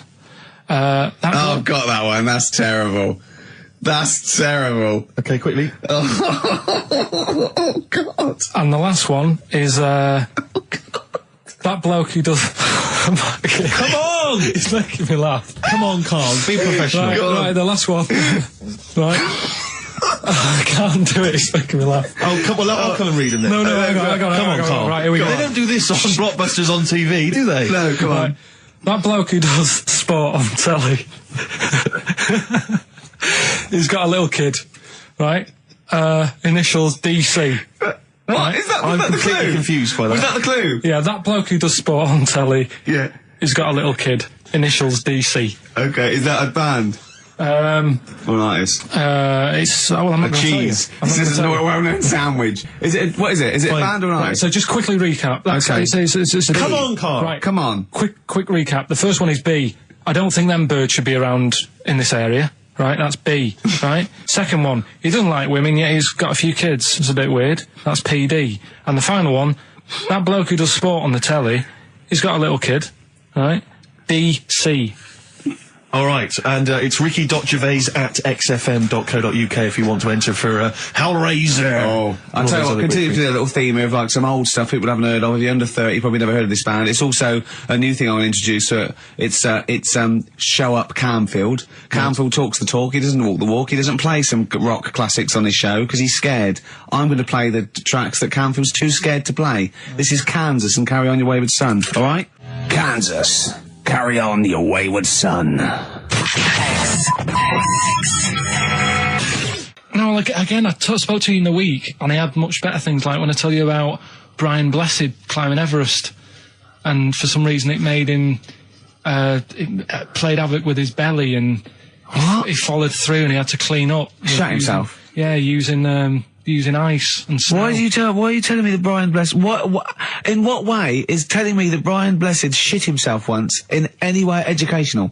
Because I was saying how he was climbing Everest, right? Right. I give it to him, he's an actor and that, but he gave that a go. Yeah. Right? It played... What's the point of that, you'd say, wouldn't you? You'd say, God, he's you know... So he's alright. Me doing a boxing match for no reason is rubbish, but him climbing Everest and shitting himself... Yeah, he did that. It's commendable. Right, and he's only gonna, like, go and do it again. He's gonna climb it again. Yeah, but he might not shit himself this time. Yeah, what's the point in going? Nothing's changed up there.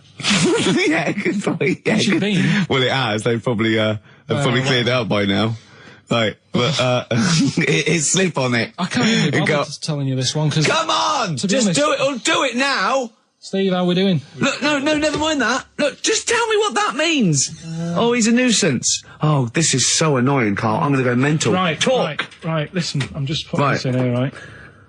Right, nuisance is a bit of a nuisance. Yeah. Apparently, the old fella who used to hang people... 1700s? Yeah. He used to be able to tell somebody's weight just by looking at them. Right? That's a bit of a bonus fact. We'll be the judge of that. The thing that I wanted to tell you is money for old rope. Do you know what I'm saying? I can't even be bothered. Yes, you're going to tell me now. Come on, Carl. Right, I mean it. Basically, money for old rope came from the... Right. What was all that about? You can tell someone's weight. What was all that bonus for? fact. And Brian Blessed shitting himself. What are you... What? Look at you... No, tell me that now. You nearly made me swear then. I'm getting really annoyed. I'm getting really annoyed now. Tell me this back, Carl, or I'm going to go mental. Come on, Carl, time's running out. More that people years ago, when people used to be hung, right? Right. If you didn't like the person who's been hung, you'd go, God, I really don't like him. And so you never forget the Because time. if they're being hung, we take that as read. Yeah. But, so they never forget afterwards to get the hangman to get the rope and to cut it up into little pieces, and he'd sell them. He'd sell the little pieces of rope to people. See, Carl, that's the most interesting thing, if it's true, that you've come up with. Right, okay. And so so they sell the rope? They sell the rope, and it's money for old rope. Money for old rope? Meaning, like, you know, God, it's easy to make money, all they have to do is cut it up and sell it.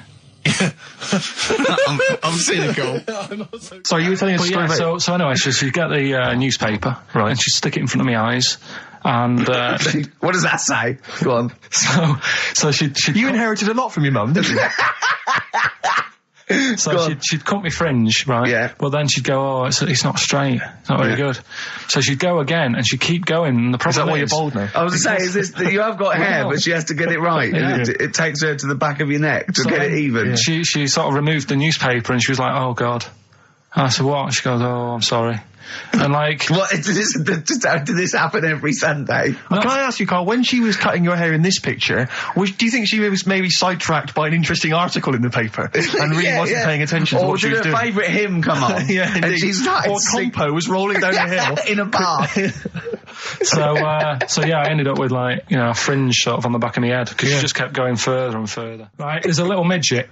Right, there's a circus. I'm loving it already. Circus going on somewhere. I think it was in America. And is that present day or old times? I'm talking like in the last 3 weeks. Okay. Right, little midget, circus, really packed out show. People are loving it. Steve, you'll ask the same question I did, I know. So there's a little midget jumping up and down on a trampoline. What circus is this? Right. I pay good money to see it. So everyone's clapping, and he's getting carried away. Because he can't believe they're loving it. I didn't know they'd like a little person on a trampoline, but they love me. But you know what it's like when, if there's a crowd of people sort of encouraging you to sort of go higher and stuff. Yeah. And I'm sure he knew it was getting out of hand. But he was jumping and he was coming down the road going higher, and he's going really high in the air, right? So he's doing this, crowd are clapping. There's a hippo, right, just sat next to the trampoline getting ready to come on and do his act. Oh, right, I thought he was in the audience. That's it. Getting ready to do his act, Steve. Yeah. So he's a ventriloquist. What do you mean he's sitting by the trampoline waiting to do his act? Because why does he sit in the dressing room and they go, 5 minutes, Mr. Muss, 5 minutes, Mr. Muss. So anyway, right, so the hippo's there. He's getting annoyed, is he? Because the midget's he's going, how can I follow this? This is really annoying. They're going to be, no. So he's thinking, he's already done the trampoline, my pogo stick act is never going to work. Yeah, go on. So there's a hippo waiting. See, it's a great story, and I just know he embellishes it or it gets slightly wrong. Go on. So there's a midget jumping up and down. The hippo's getting annoyed. The crowd are going mad. The midget's loving it. Can't believe his luck. Although you think he probably knows he's dicing with danger. Yeah. So next thing you know, they're all saying higher. He gives it one big, heavy sort of landing on the trampoline. Goes really high, but goes off at a funny angle. Oh, hypotenuse. Okay. Yeah. And sort of flies up. Hypotenuse! Sure. Flies off at a funny angle. Ooh, Hippo's there, swallows him whole. Crowd are clapping, thinking that's why the hippo was waiting there. Rubbish. Rubbish. Right, that's Aqualung. Good time's gonna come, innit? Right, Karl, come on in, educating Ricky.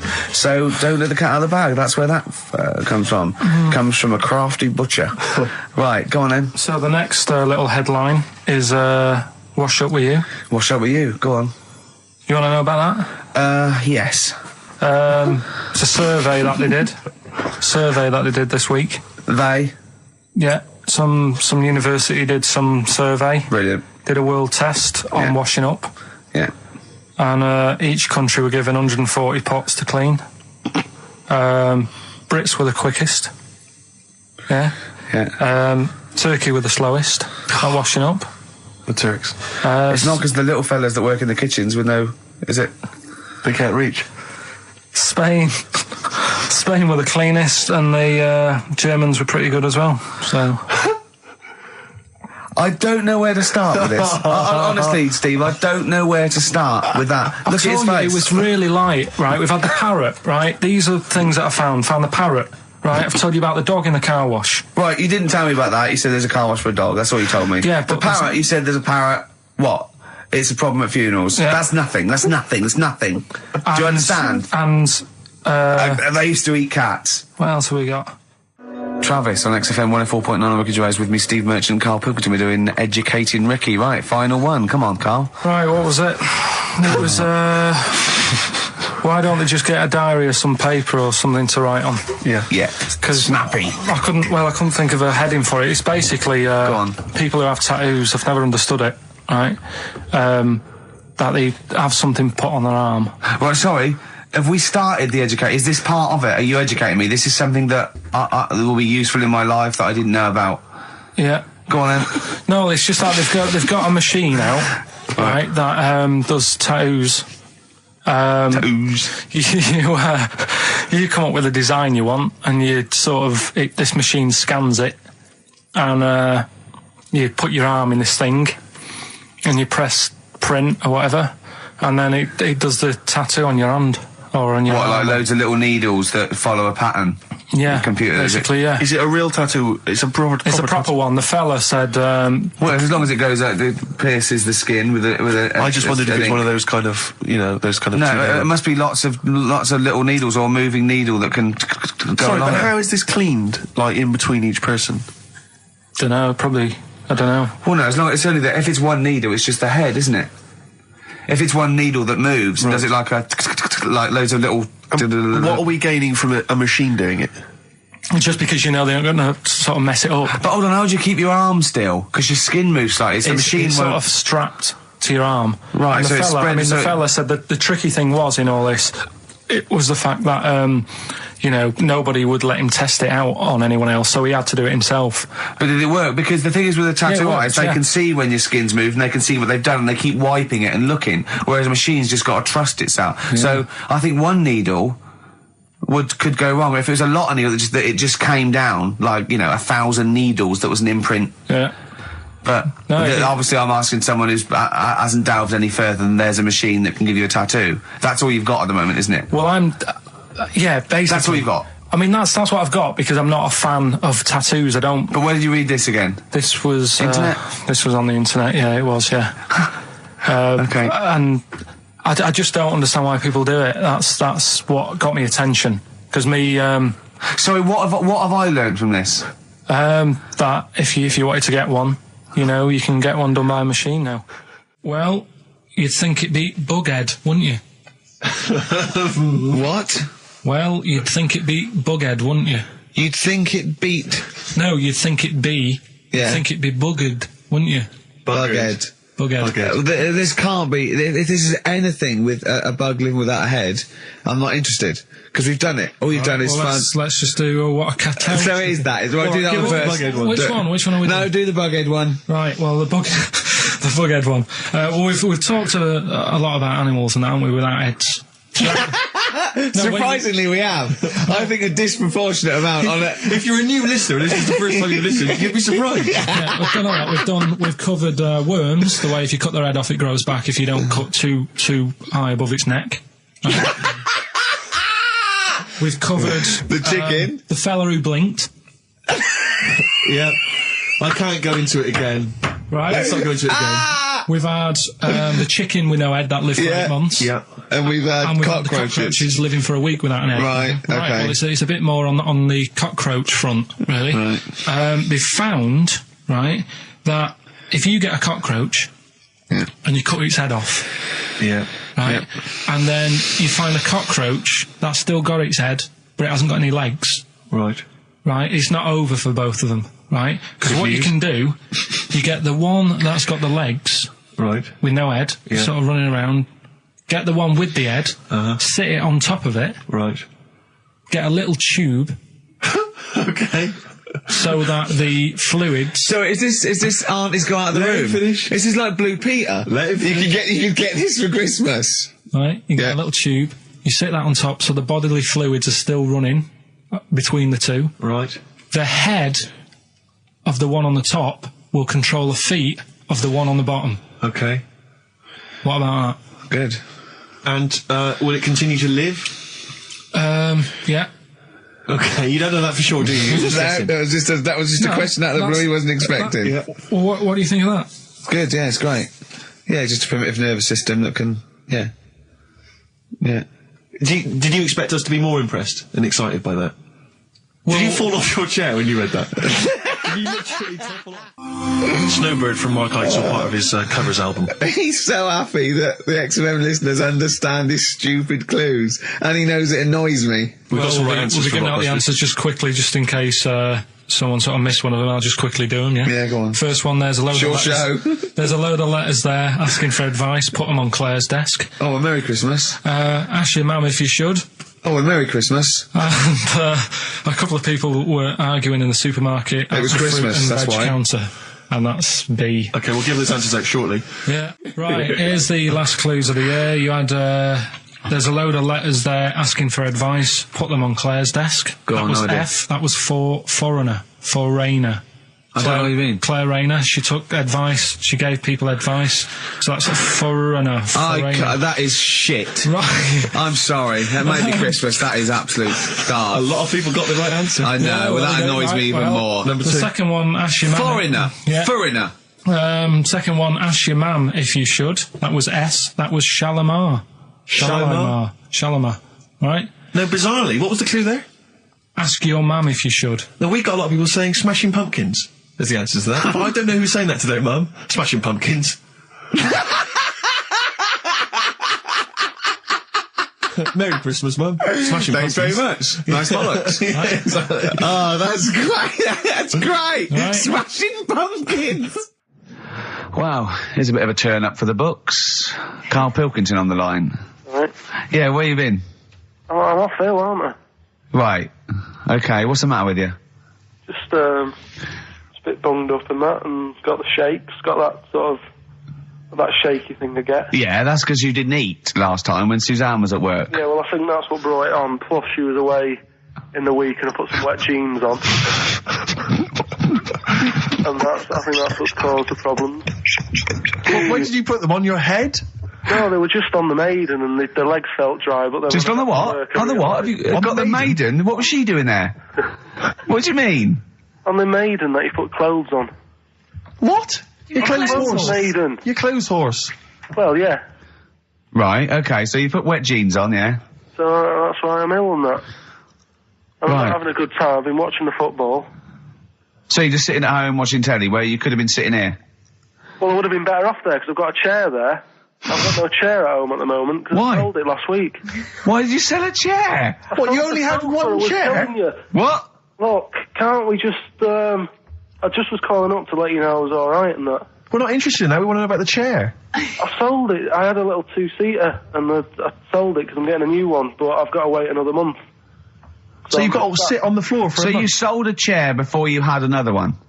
Well, she might not have wanted to buy it in a month or something. So I got rid of it whilst I could. She was alright, bloody. We'll talk about that next week. Oh, you're going to be in next week?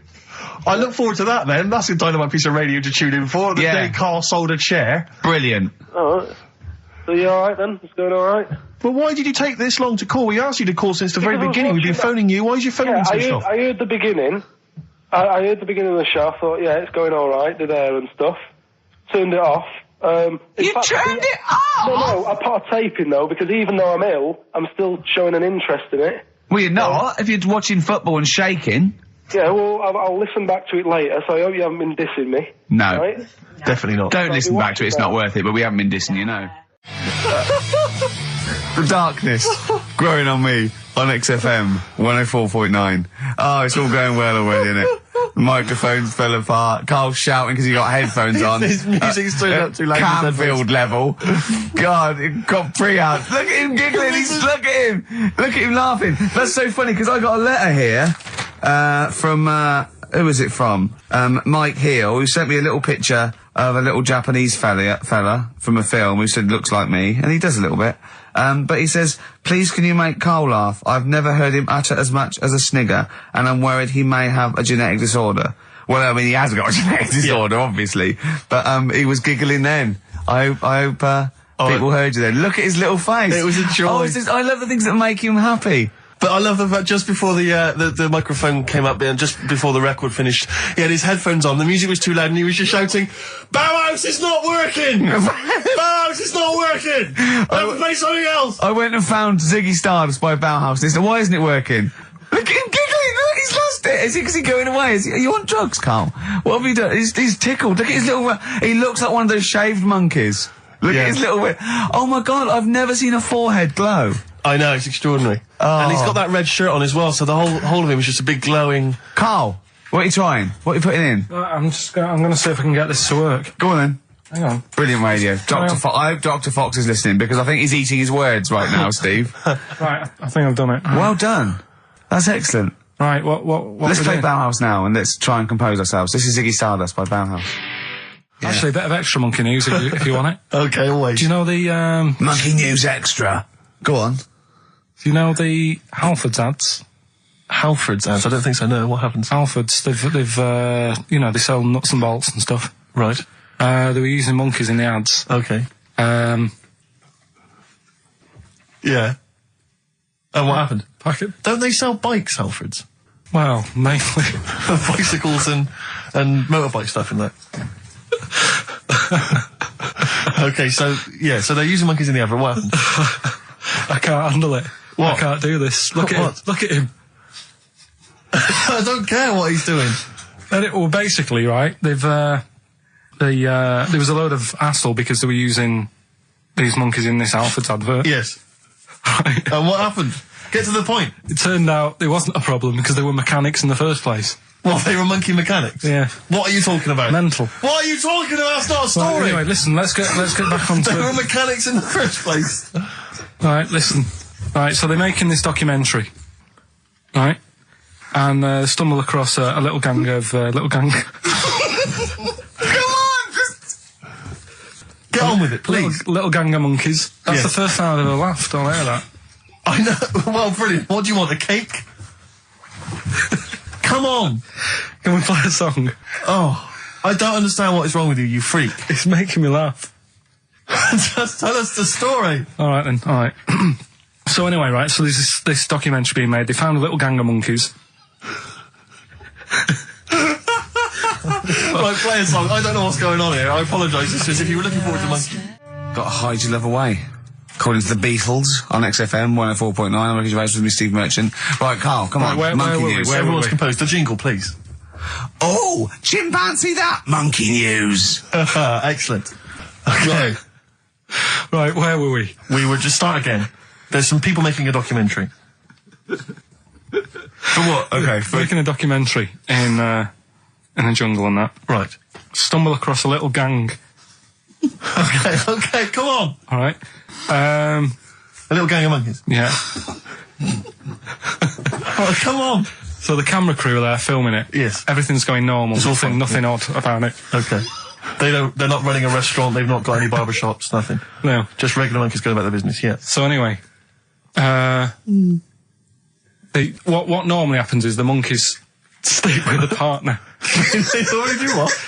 They don't sort of sleep around and that. Once they find the girlfriend or the boyfriend or whatever, Yeah. they stick with them, right? Okay. But anyway, they were watching this one, right? And it's going around a bit, sleeping around, Oily. and it was getting fatter. They thought this is a bit odd, Yeah. right? So followed it round and see it having it away. Turns out, little prostitute.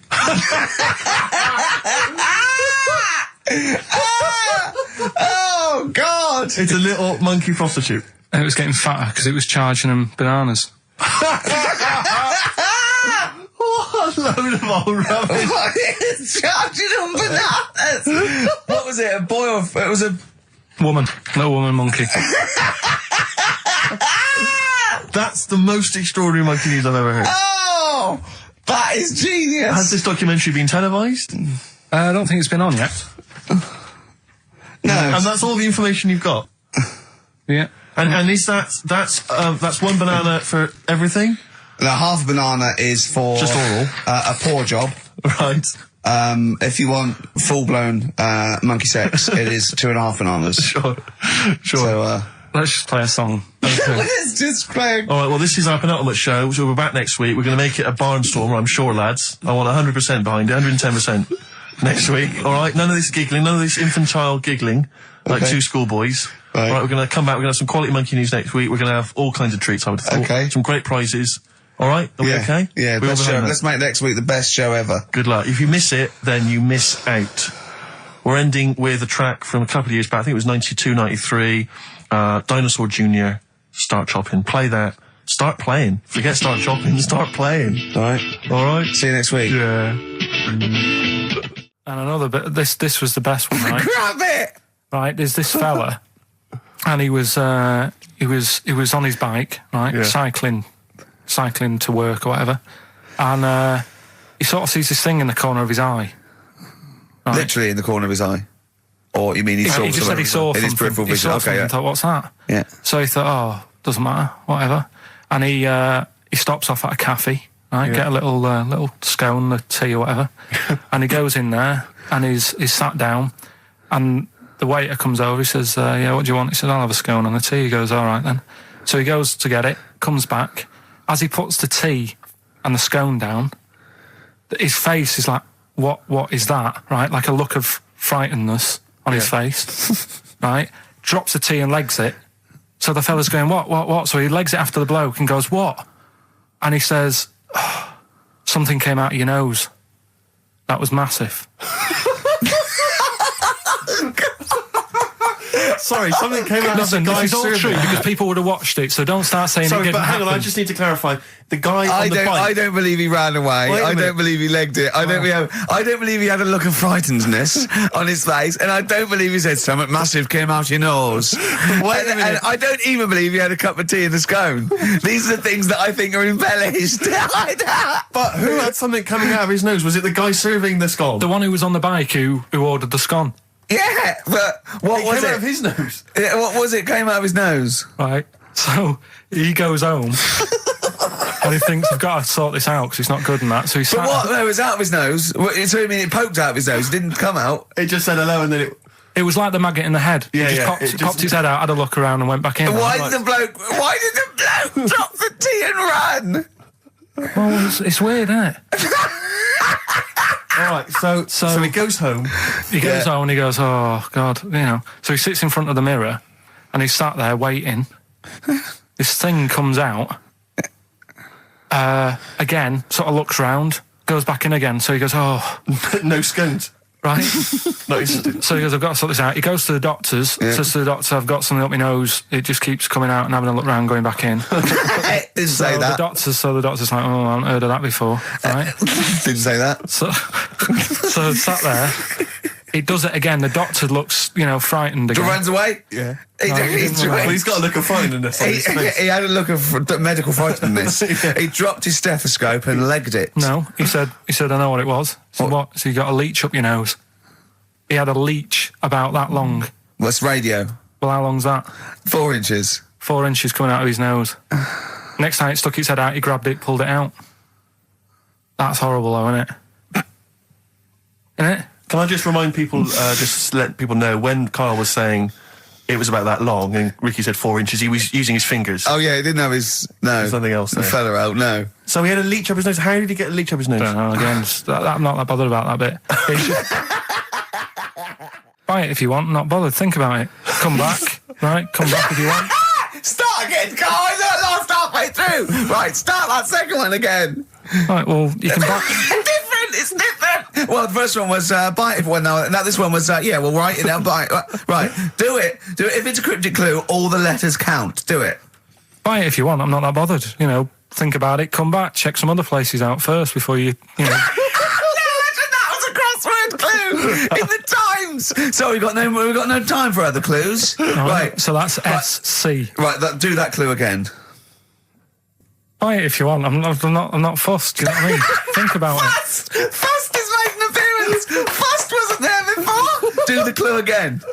Do the clue again. Initials SC for that one. Do the clue again. No, I don't want to do it again. You haven't finished it yet. I have. That's it. No, do the clue again. I can't do it again. Do the clue again. Buy it if you want. I'm not fussed. Right? Shop around. Come back. It's up to you. I'm not pushing you into anything. It's up to you. Wasn't there? SC for that one, right? And the final one. That's good. I can play 10-pin bowling again. Okay, and what's the clue? That's O for that one. O.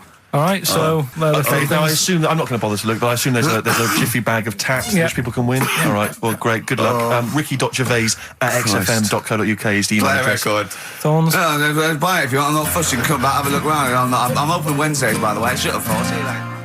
I sort of feel like, one thing we've never done, Rick, is we've never pandered to people, but as it's the last show, we've got to give the audience what they want. Rockbusters? Well, yeah, and I was going to say things they don't want as well. And, well, just basically to keep a smile on Karl's face. Yeah. I say a smile, a sort of not quite a scowl. Yeah, he never really smiles. So, it's just really as a chance for him to have a go. It's like, you indulge an annoying child. The only time Karl laughs is for no apparent reason. Yeah. What do you think, like... What do you mean? Well, sometimes you'll go... and I know you'll be thinking of what a monkey could do. Yeah, it's like people who've had electroshock therapy. Yeah! It's imagine tied down biting on Exactly, something. yeah. Biting on a big leather pad. If you got like a ball... Oh, Jesus. I know, you don't think about the cryptic clue is that every syllable counts. He says it different every time he says it. There'll be something different. Look, go on then. Right, so if you get a bulb, right... What? A bulb. A bulb. What's a bulb? What's a bulb?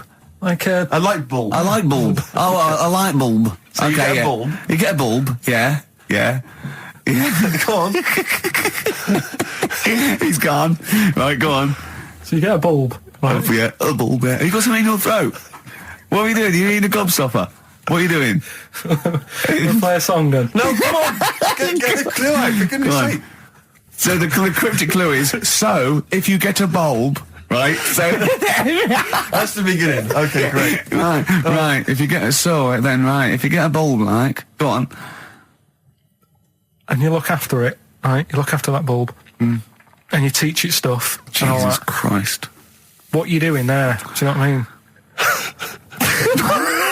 This is extraordinary. This is extraordinary. Amazing. Imagine that written down in the He's Telegraph. had 18 months to get this But right. imagine it.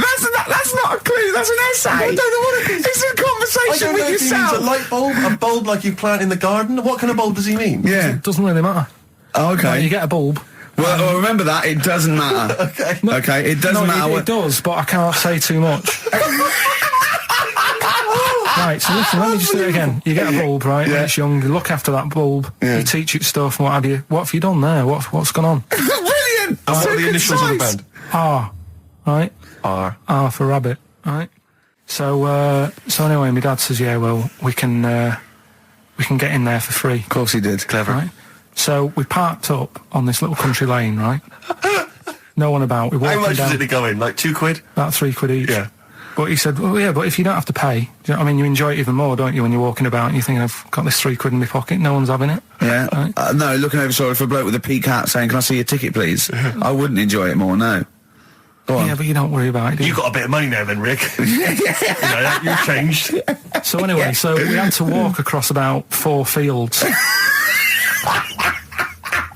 For £3. Right? And what happened was, we're walking through all these fields and what have you, big grass and muddy bits and all that, 'cause it'd been raining, and climbing over fences and stuff. And we're in this field, right? And I look to my right, and there's about 30 cows all staring at us, right? And Suzanne started to panic a bit. She said, we shouldn't be here.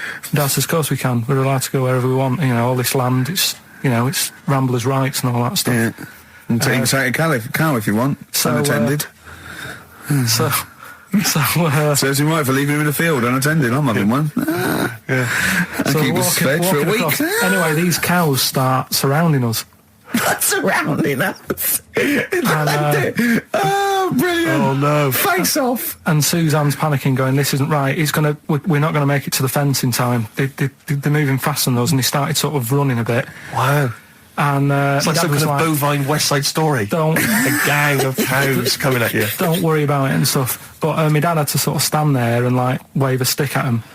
Of course. And we got away, but Suzanne was like having a bit of a sweat You on, got away. saying, we could have got killed. Sure. And my dad saying, nah, it never happens.